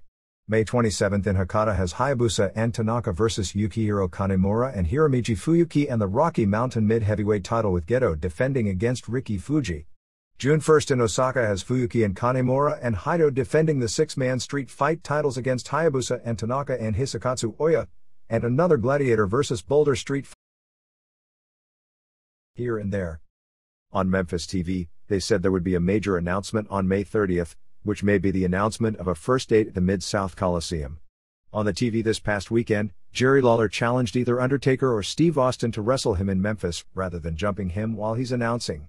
Lawler and Bill Dundee were back as a tag team this week against Paul Diamond and Master B, the returning Reggie B. Fine, and boy, I can just imagine the jokes coming from that ring name. Ole Anderson will be making an appearance at the Music City show on June 6th in Nashville to celebrate the NWA's 50th anniversary. In addition, they are negotiating to bring in Jackie Fargo. Eddie Sharkey was tricked into working on a May 15th show in Waverly, Minnesota.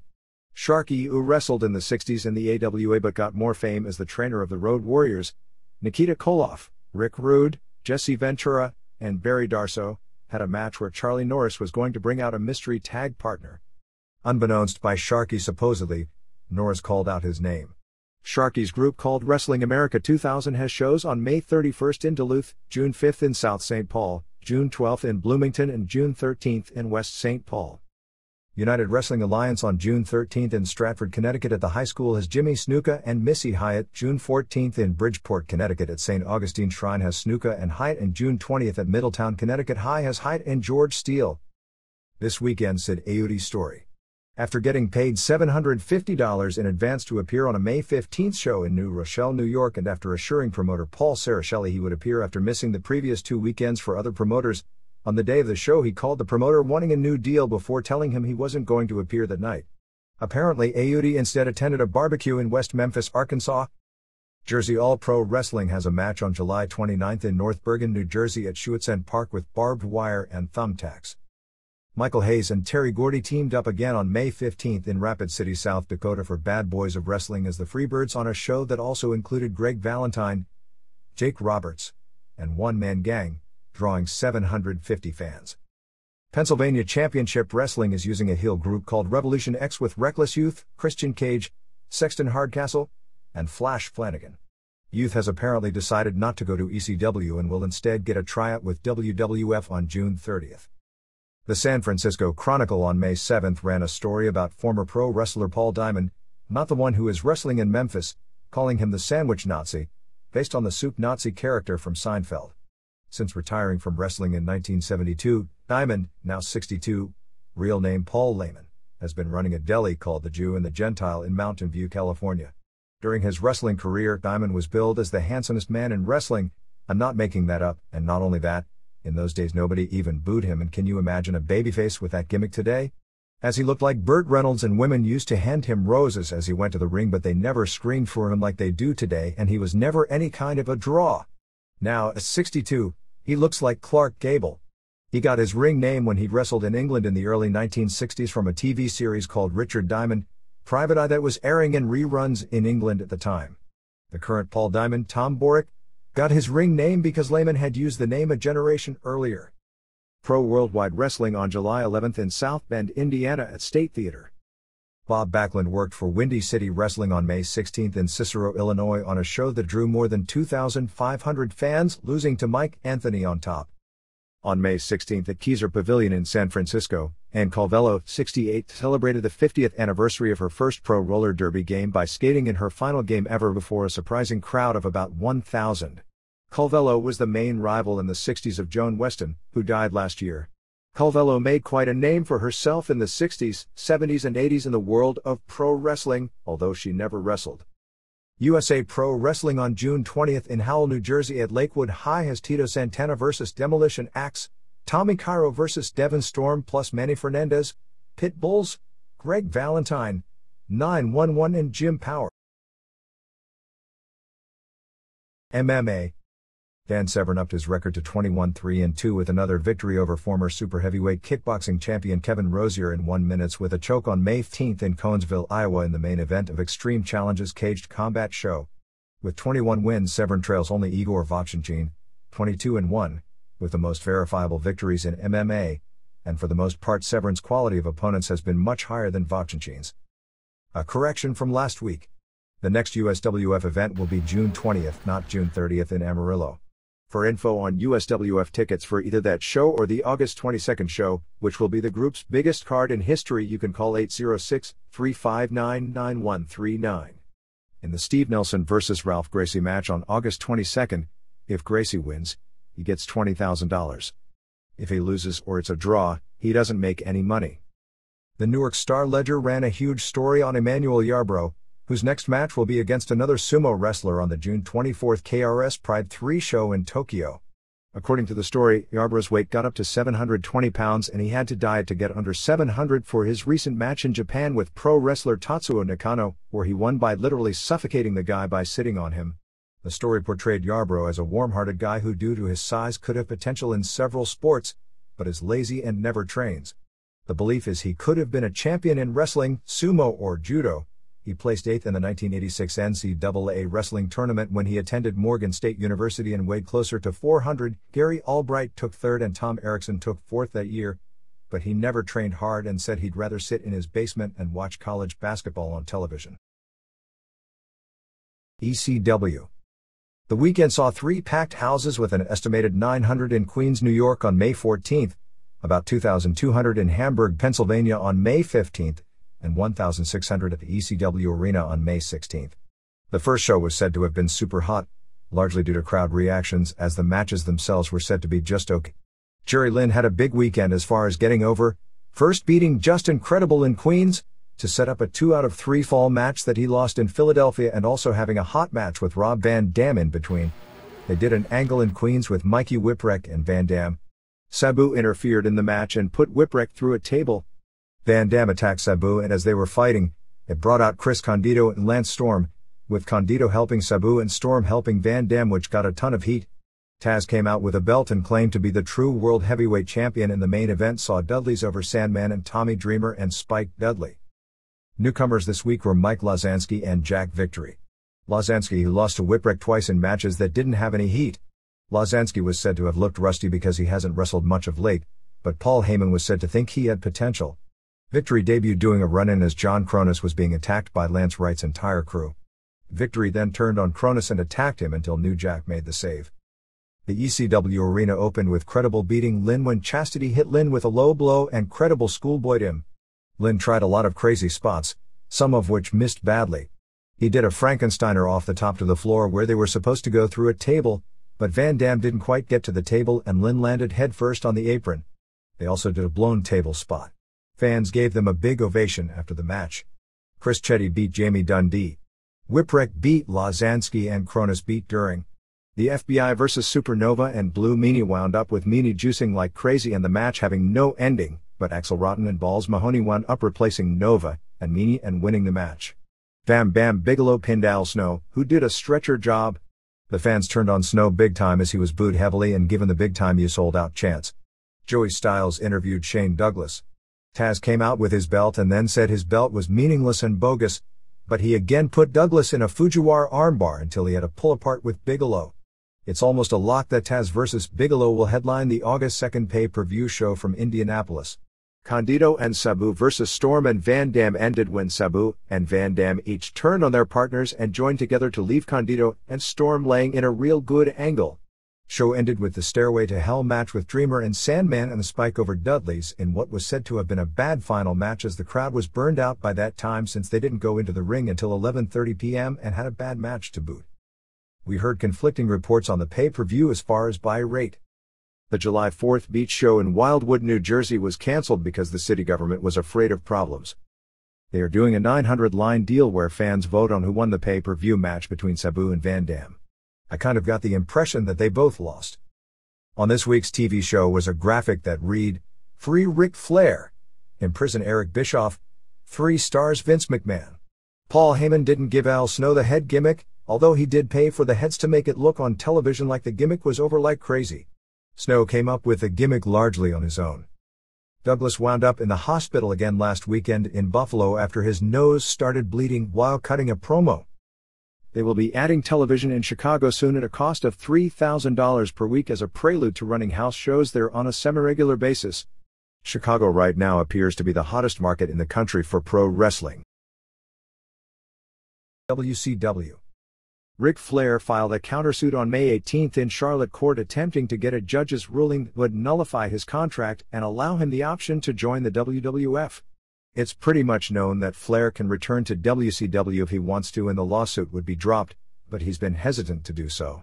Flair still leads in the balloting for Time magazine's internet poll for Man of the Century. To show how sick this has become, Raven is now up to 4th place. The Jim Hellwig situation is that he's made the deal and is expected in shortly, although when that is probably will be determined by ratings.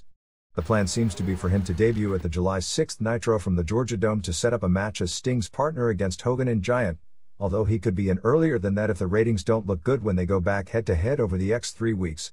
The general feeling is that Hellwig will draw one big rating for WCW based on curiosity if it's properly hyped. This isn't the guy to bring in as an unannounced surprise. After 1 month, it's really questionable what he'll mean, let alone what the over/under is on himself, constructing in a company where normal people are already coming close.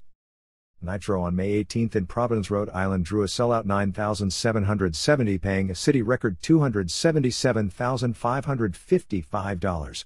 The show opened with Bischoff doing an interview claiming he's 2-0 and will start a winning streak that will last longer than Goldberg's. Saturn beat Psychosis in 2:34 with the rings. Too short but good while it lasted, as both worked together better than you'd think. Roddy Piper came out and said he wouldn't apologize to Randy Savage, then basically did, and reversed the decision in the Hart match the previous night.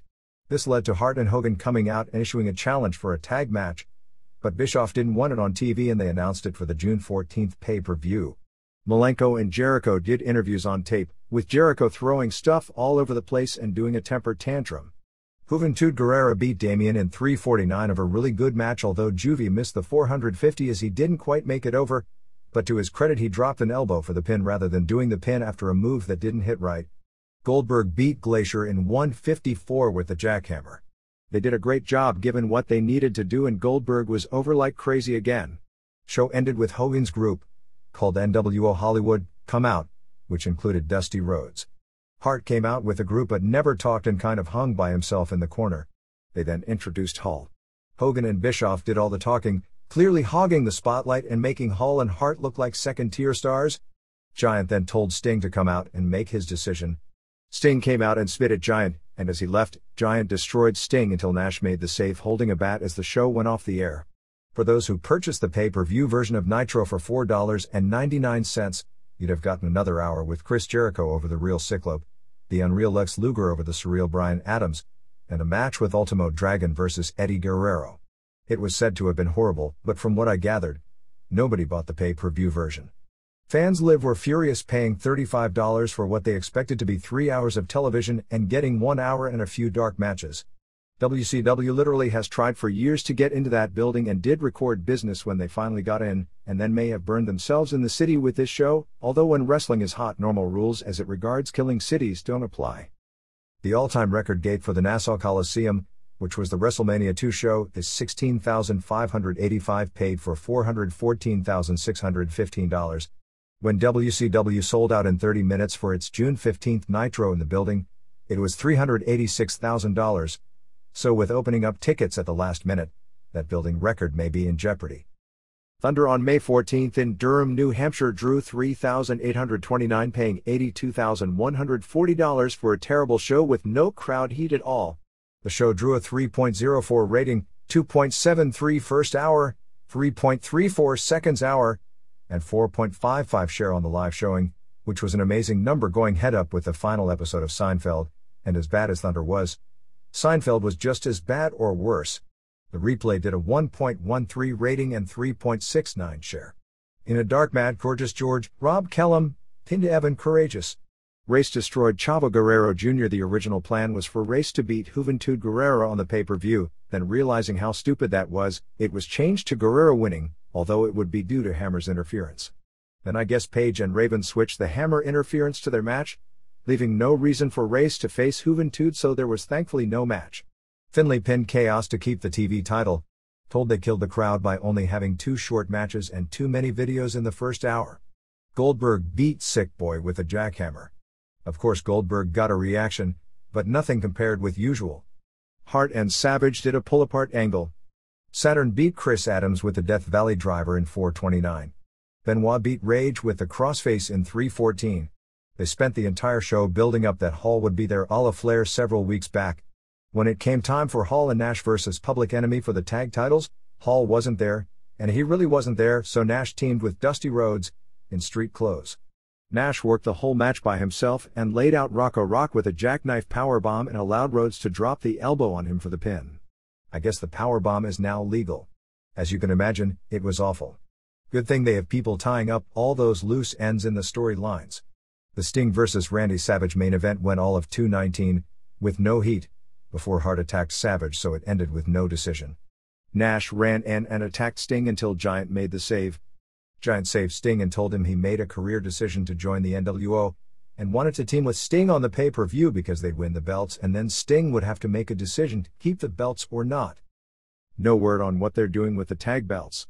Bischoff in the past has talked about dropping the belts altogether as he thinks tag teams are passé.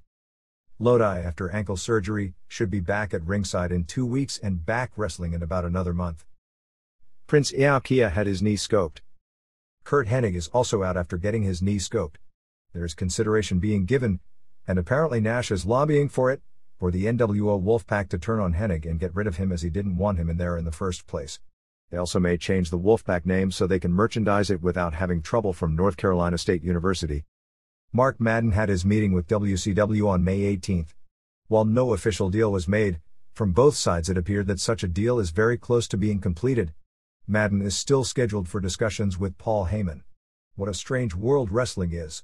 2 weeks ago the guy was fired from everything, including the 900 line. And they bring him back and want him on the hotline 7 days a week instead of 2. Scott Norton was rushed to the hospital this past week. Haven't got it confirmed but believe it to be pneumonia. Stevie Ray should be returning shortly as he's been out of action due to hepatitis. Barbarian also had a bout with hepatitis. June 13th in Pittsburgh has Goldberg vs. Hennig, Booker T vs. Benoit, Jericho vs. Malenko, Lizmark Jr. and Supercolo vs. Los Villanos, Chavo Guerrero Jr. vs. Billy Kidman, High Voltage vs. Public Enemy, Marty Jannetty vs. Scotty Riggs and Chris Adams vs. Barry Darsow. It's almost mind-boggling they could put on such a pathetic show in terms of names in such a major market. From a work rate standpoint it'll probably be better than most WCW house shows. Anyway, that'll be a good indication to see how over Goldberg really is, if he can sell out a show with a fairly weak name value undercard and an opponent that nobody cares about. June 21st in Richmond, Virginia has Sting vs. Giant, Page vs. Raven, Chavo vs. Eddie, Malenko vs. Jericho, Duggan vs. Barbarian, Ernest Miller vs. Alex Wright and Disco vs. Finlay. Not much on the Saturday night tapings on May 19th in Portland, Maine. The only angles were a Malenko Cruiser title win over Chavo Guerrero Jr., which ended up with Jericho trying to steal the belt. But Eddie grabbed it and the two of them had a tug-of-war. Figures since Eddie and Jericho looked so awesome as a tag team that they'd never team again. They continued the Saturn/Glacier/Chris Adams deal. First Glacier did a run-in during a Saturn match but Saturn gave him the kick. Later Adams wrestled Glacier, but Saturn ran in and gave both of them the kick. After Giant beat Power Company in a handicap match, he draped one tag title on each guy as he came out with both belts and claimed to still be the one-man tag team champion. They appear to be debuting a character straight of the Quest for Camelot movie since he was wandering around the building during the show. Fans leaving the show were really unhappy since few top stars were there, and Luger, Goldberg and Page were all advertised.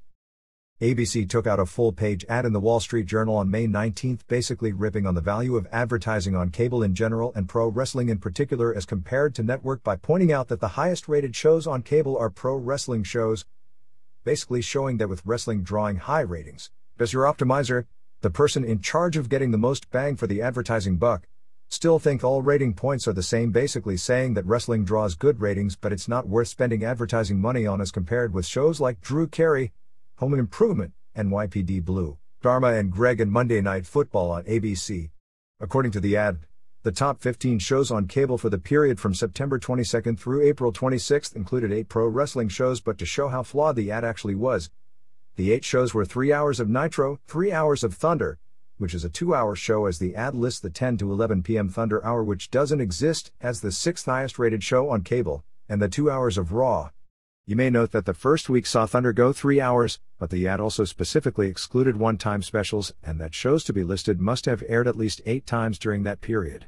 The other shows listed are NFL football on ESPN and TNT, South Park, TBS Sunday Movie, another airing of South Park, NFL pregame show and Discovery Channel's Discovery Sunday.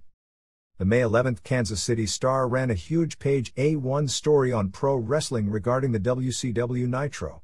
The story said that Nitro is seen in 10.4 million households every week, actually closer to 3.4 million.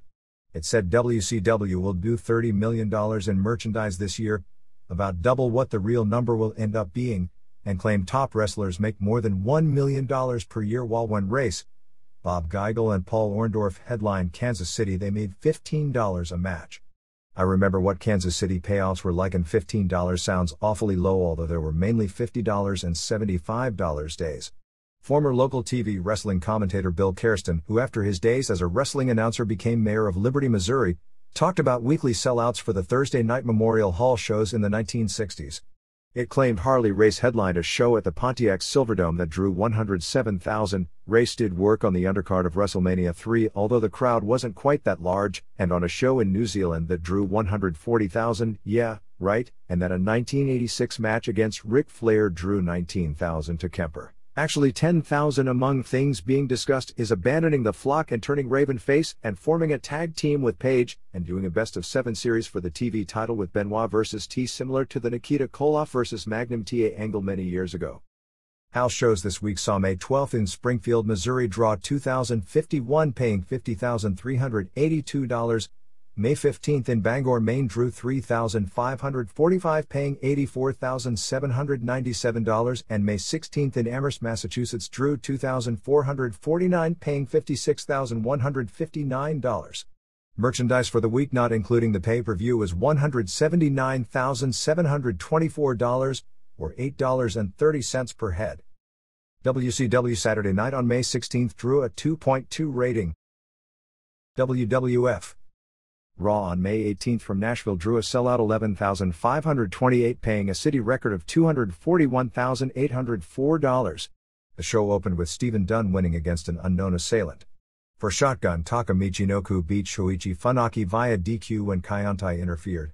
Said to be good but not on the level of what they do in Japan. Farouk beat Mark Carr.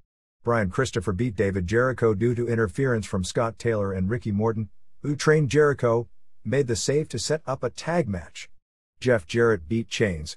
Raw started with McMahon, Briscoe and Patterson coming out saying that Austin would be barred from the building for his own protection.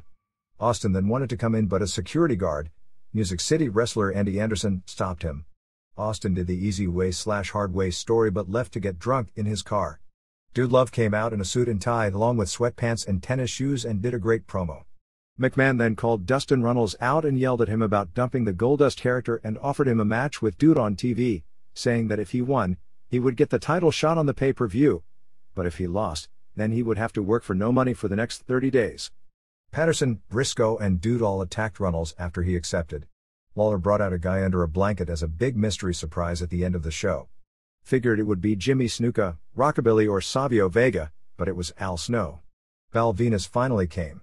He debuted on TV pinning Scorpio in 609 with a splash off the top, called, inappropriately enough, the money shot. They tried to work Japan style. Venus has potential but was pretty green. He got a big reaction from the vignettes coming out, and the people at first reacted to him like he was a star and women screamed, but the fans weren't into the match at all. He basically did the Rick Rude hip gyrations and tried to wrestle. Scorpio did some nice kicks. Austin then came back and beat the hell out of the security guard and came into the building for an interview. He asked for McMahon, Patterson and Briscoe to come out and challenged all three.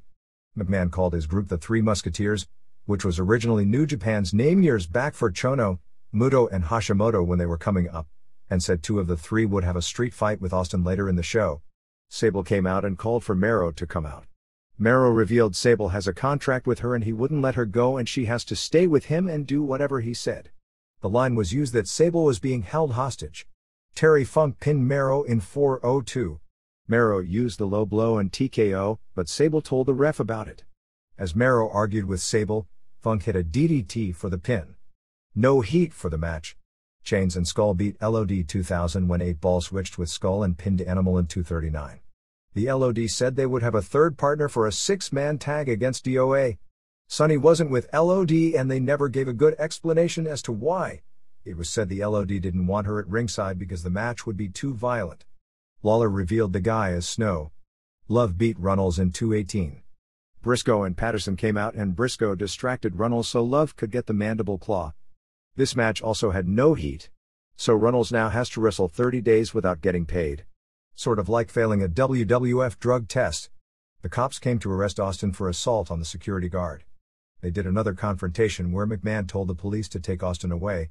Men's Teo and Dick Togo beat Headbangers via DQ in 5:25. Even though Bangers were twice their size, they sold the whole match. Funaki and Yamaguchi-san kept interfering, even using the dreaded Japanese flag. Finally Bradshaw and Taka ran in for the save for the DQ. DX came out and their catchphrases were so over the fans were repeating them. Unfortunately, then they had to wrestle and the crowd wasn't as interested. Outlaws beat Owen Hart and Rocky Maivia to keep the tag belts in 4:45 when Farouk used a piledriver on Maivia and Road Dogg pinned him. Owen hit Road Dogg in the ear and he juiced his ear. Decent match. For some reason, maybe they were copying WCW booking and trying not to make sense, the cops didn't take Austin in. They told him he'd have to apologize to poor Andy Anderson. Austin did something that couldn't even be construed as a half-hearted apology, but they let him go anyway. Let that serve as a warning to all of you to never go out on the streets of Nashville after dark, because if you get mugged, they're only going to let the assailant go even if they catch him. Dr. Charles Worsley then revealed that without a shadow of a doubt, Paul Bearer is Kane's father. Why is it that every time I see a Dr. Shill for a wrestling angle, I think he's going to get his name in the headlines 5 years later like Zarian and Panovich? Bearer then called Undertaker's mother a two-bit whore, using those exact words no less. So Undertaker naturally came sprinting out and attacked Kane. Why the hell was he attacking Kane? The least he could have done if he didn't want to attack the fat man was to attack Lawler so Lawler could do another good promo on Memphis TV that nobody will ever see. Eventually he went after Bearer once he choke-slammed Kane, but Kane came back and choke-slammed Undertaker. Vader ran in and attacked Kane and Undertaker chased Bearer down the ramp. Somehow he never caught him. I guess they need to mention that Bearer has deceptive quickness for a man of his size. Finally, Austin wrestled Briscoe and Patterson with Slaughter as referee. Even though 15% of the audience had dropped off by this point as nobody wants to see last week's angle in the main event, I got a kick of watching Patterson wrestle. The guy was one of the greatest workers this business ever had, as there are very few wrestlers of the early 70s if you watch them on tape, whose work would stand up to today's standards of the top guys. Patterson's work in his prime, not his charisma, but his timing and work rate, was equal to Austin before the injury. Anyway, at 58, he was out there and it was almost a miracle in that he worked better than 90% of the guys in the WWF. Then at 2 minutes, reality hit and he gassed out. He was wearing a shirt that said First IC Champ Rio de Janeiro, where he won the non-existent tournament to create the title in 1979, while Briscoe wore a Briscoe Brothers Body Shop shirt. Of the three Musketeers, I still say Briscoe is the funniest. Ross said that Patterson sometimes goes to the Briscoe Brothers Body Shop because he does rear-end work in Tampa. That reminds me of all the Gorilla Monsoon comments about Steve Lombardi going to the Pat Patterson and Terry Garvin School of Self-Defense and them being behind him 100% of the time. Or the time Tim Patterson from California was brought in as a jobber and Jesse said how it could be Patterson's illegitimate son and Vince would come back saying that was impossible, and Jesse Ventura would say, "Why would you say it's impossible because Patterson spent all those years in California?" Or the time a wrestler got married in the ring in Honolulu to draw a house and Ray Stevens said how his tag team partner, Patterson, he could guarantee would never stoop so low as to get married in the ring to draw a house. Maybe we should get Ann Calvello to clear all this up. Actually, there is also a dark side to all this humor. Slaughter jumped Austin, allowing Patterson and Briscoe to put the boots to him. When Austin made his comeback after giving Patterson and Briscoe stunners, Slaughter put him in the Cobra Clutch, but Austin broke it and gave him a stunner. Then a fan wearing an Austin mask hopped the rail and attacked Austin, pulled off the mask revealing Mortis, no Vince McMahon.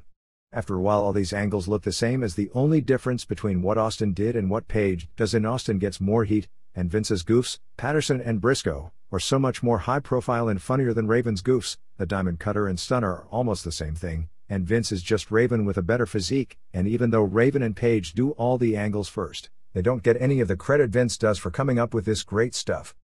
May 19th tapings in Chattanooga for May 25th Raw and May 30th Shotgun drew a sellout of about 6,500. In a dark match, Adam Copeland working as the Edge, pinned Buddy Landel. Copeland was said to look nervous and the match was rudimentary at best. Copeland was trying to play babyface. Mark Henry beat Jeff Hardy. Christopher and Taylor beat Jericho and Popeshulo Aguila. Blackman beat Jason Arndt. Venus beat Matt Hardy. Savio Vega beat Dirty White Boy. Outlaws kept tag titles beating Midnight Express. Then Raw opened with McMahon, Patterson and Briscoe surrounded by three cops. McMahon talked about how last week Patterson, Briscoe, Slaughter and himself tamed Austin and then said how he assaulted Austin and got away with it. Austin came out and told the cops he was assaulted and that McMahon admitted it and told them to arrest him. So they started cuffing him. Briscoe and Patterson tried to stop him. Austin told the cops they were obstructing justice and they should be arrested, so they were cuffed as well. While McMahon was cuffed, Austin poured beer on him and kicked him and they took all three into a police car, although like the previous night, the police car stayed in the parking lot. LOD introduced new partner Puke, Darren Drostoff, who came to the ring and supposedly puked, although it must have been a work since he left no real mess. Sonny wasn't there again. They beat DOA when Puke pinned Chains with a power bomb. No heat at all. They cut to McMahon in the police car telling the cops they can't arrest him because his lawyer is Jerry McDevitt. McMahon was overacting in this segment. Severn beat Hart via DQ when Severn got him in the cross armbreaker, and the rest of the nation ran in for the DQ and destroyed Severn, leaving him laying. I guess this sets up Severn going to Shamrock and Blackman to form a group called the Shooters. They went back to the police car and threatened to take them all to jail. When they said that, Patterson didn't act all excited. Jackal came out for a great interview with Crackhead Bob and Hank the Angry Drunken Dwarf from the Howard Stern Show. Jackal's new group is going to be the Collection of Human Oddities. Hank did an interview and was swearing like crazy. Jackal brought up Hank winning the Best Looking Award in the internet, not bring up Flair who took second, and talked about how people on the internet make fun of people like this and Americans do. His new group consisted of Princess Luna, Goldgut, a fat horrible guy with a mask, and Paul Silva, the 7'3", 400-pounder who was said again to look amazingly facially like Andre the Giant. Goldgut then pinned Thrasher in a horrible match. Vader beat Jarrett via DQ. No heat at all. Jarrett got no reaction to his elaborate intro, no cheers or boos. Kane attacked Vader for the DQ and left him laying. Austin agreed to not press charges against McMahon if he apologized. McMahon didn't want to, but reluctantly did. This acting was better than in previous segments. McMahon, Patterson and Briscoe came out for an interview. They said that to get Austin to drop charges, Austin could pick someone to come to ringside to make sure McMahon referees the match at the pay-per-view fairly. It'll probably be Runnels or Funk. McMahon then said that in the main event on TV, Austin must defend the title against Undertaker and McMahon would be the ref. And naturally, just one day after complaining to cable companies about bait and switch by WCW, that match never takes place. Snow got mad at Lawler since he still hasn't gotten his meeting with McMahon. The cops took Snow away. Taka beat Togo in a great match. Afterwards Kaientai all beat up Taka and left him laying. No save by Bradshaw. Farouk beat Mero due to help from Sable. After the match, Mero told Sable she could pick any wrestler in the WWF, and if Sable's wrestler can beat him without Sable helping him, then she can be out of her contract, but if Sable's wrestler loses, Sable has to leave the WWF. I get it. Sable can lose, the loser leaves town match and come up with a mask on as the Bullet. Maivia and Helmsley went to a double count-out when Chyna and Henry both interfered in a good match. As Maivia was leaving, Farouk snuck up from behind him and piledrove him on the ramp. McMahon came out to ref the main event. Undertaker came out and choke-slammed McMahon. Kane ran in and he and Undertaker brawled, taking Undertaker out of the picture. Austin came out and used the stunner on Briscoe and Patterson and tied McMahon up in the ropes. Dude came out with a chair, but Austin got the chair and nailed Dude. Finally, Austin gave McMahon the stunner as the show ended. Basic clarification of the Beef Wellington stuff. All it was is that Wellington called Jim Cornette looking for work. Since WWF doesn't routinely fly people in for tryouts, Wellington offered to fly himself in. Cornette suggested June 1st in Chicago since it was the closest they're getting to Calgary for a while. But when Wellington's name was brought up internally, nobody seemed interested right now, so Cornette told him it wasn't worth coming in. Speaking of Cornette, while in Las Vegas, he and his longtime girlfriend were married. WWF realistically only had one chance, and it wasn't foolproof, to turn Dan Severn into a money player, and that would be to have him destroy people and not be a pro wrestler but an outsider, and even at that, the only guy he'd draw money against would be Shamrock if it was made clear that it wasn't a pro wrestling match but a UFC grudge match in WWF rings due to contract legalities. The odds were against it even if it was done right, but unlike Shamrock, who survived and has done well even though not booked well for the most part with a few flashes of exceptions, Severn doesn't have the charisma to overcome this. Unfortunately for WWF, they botch up that outsider angle every time they get the chance, and it's hard to fathom why, because it's one of the easiest to pull off, and as long as it isn't done too often, almost always draws big money. All the New Japan stuff, Savage in Tennessee, NWO and WCW all come to mind. Last we heard was they were thinking of putting Severn in a babyface group with Shamrock and Blackman as the shooters. They might as well just tie an anvil to Shamrock's bad leg and throw him in the Hudson River and see how long he can tread water, because the end result will be about the same. Steve Regal contracted pneumonia again this past week, which I believe is the third time in 5 months. Shawn Michaels' back is said to be slowly recovering according to his lawyer's reports to the WWF office. It now looks like he won't have surgery, but they are now targeting January for his comeback. Depending on the lay of the land, he'll either come back in DX, or to feud with DX. Steve Williams officially signed his contract this past week. Aaron O'Grady and Dave Heath were said to be the stars of the Dory Funk camp this past week. House shows this weekend saw May 15th in San Jose draw 12,367 and $234,240. May 16th at the Pond in Anaheim, California drew a sellout 14,563 and $231,561, and May 17th in Birmingham drew 10,292 paying $199,363. Merchandise for the week was $488,668 or $10.02 per head. Some show notes. In San Jose, Austin vs. Triple H was on top with Dude as ref.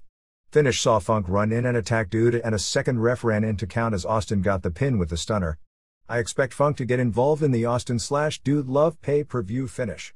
Fans were really unruly, with fans throwing eggs and toilet paper among many other things at the wrestlers. The crowd Austin draws is a really rough crowd.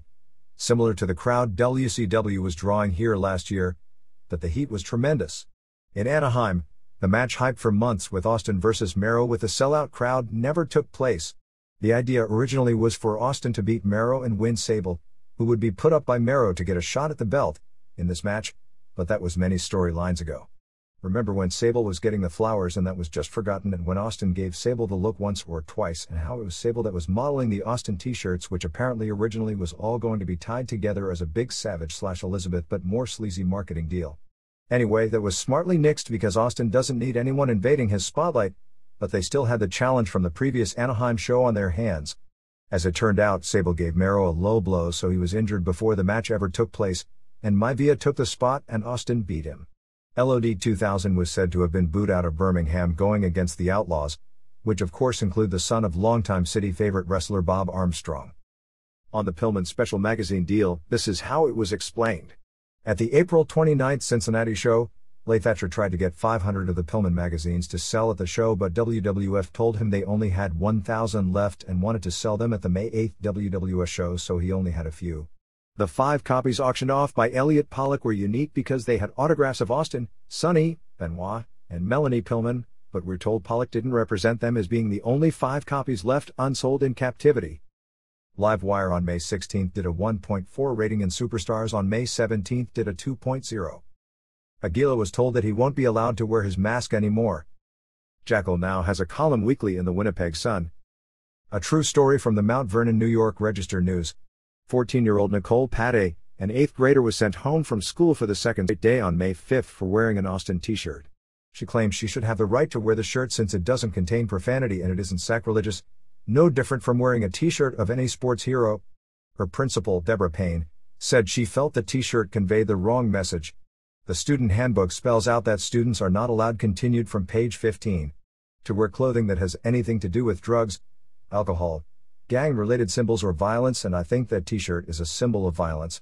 The shirt in question reads tall people, short people, and people with glasses. The bottom line is I can kick all your asses. Her parents don't understand the principal's decision because they say the shirt doesn't promote violence, it just shows she's a big fan of Austin. Her father pointed out kids are allowed to wear Dennis Rodman jerseys, and what kind of a message does he convey? The principal stated, I find the t-shirt to be confrontational and blatantly disrespectful. In light of the violence we see happening around the country, I don't think we want to convey that type of message here. And more. In a Scripps Howard News Service story on the popularity of Monday Night Wrestling, Bonnie Hammer, the USA Network program executive whose job it is to oversee the pro wrestling television shows, stated that Austin was the hottest character in the WWF. But get this, people love to hate this guy. He's kind of a negative guy. And he creates kind of an eerie attitude.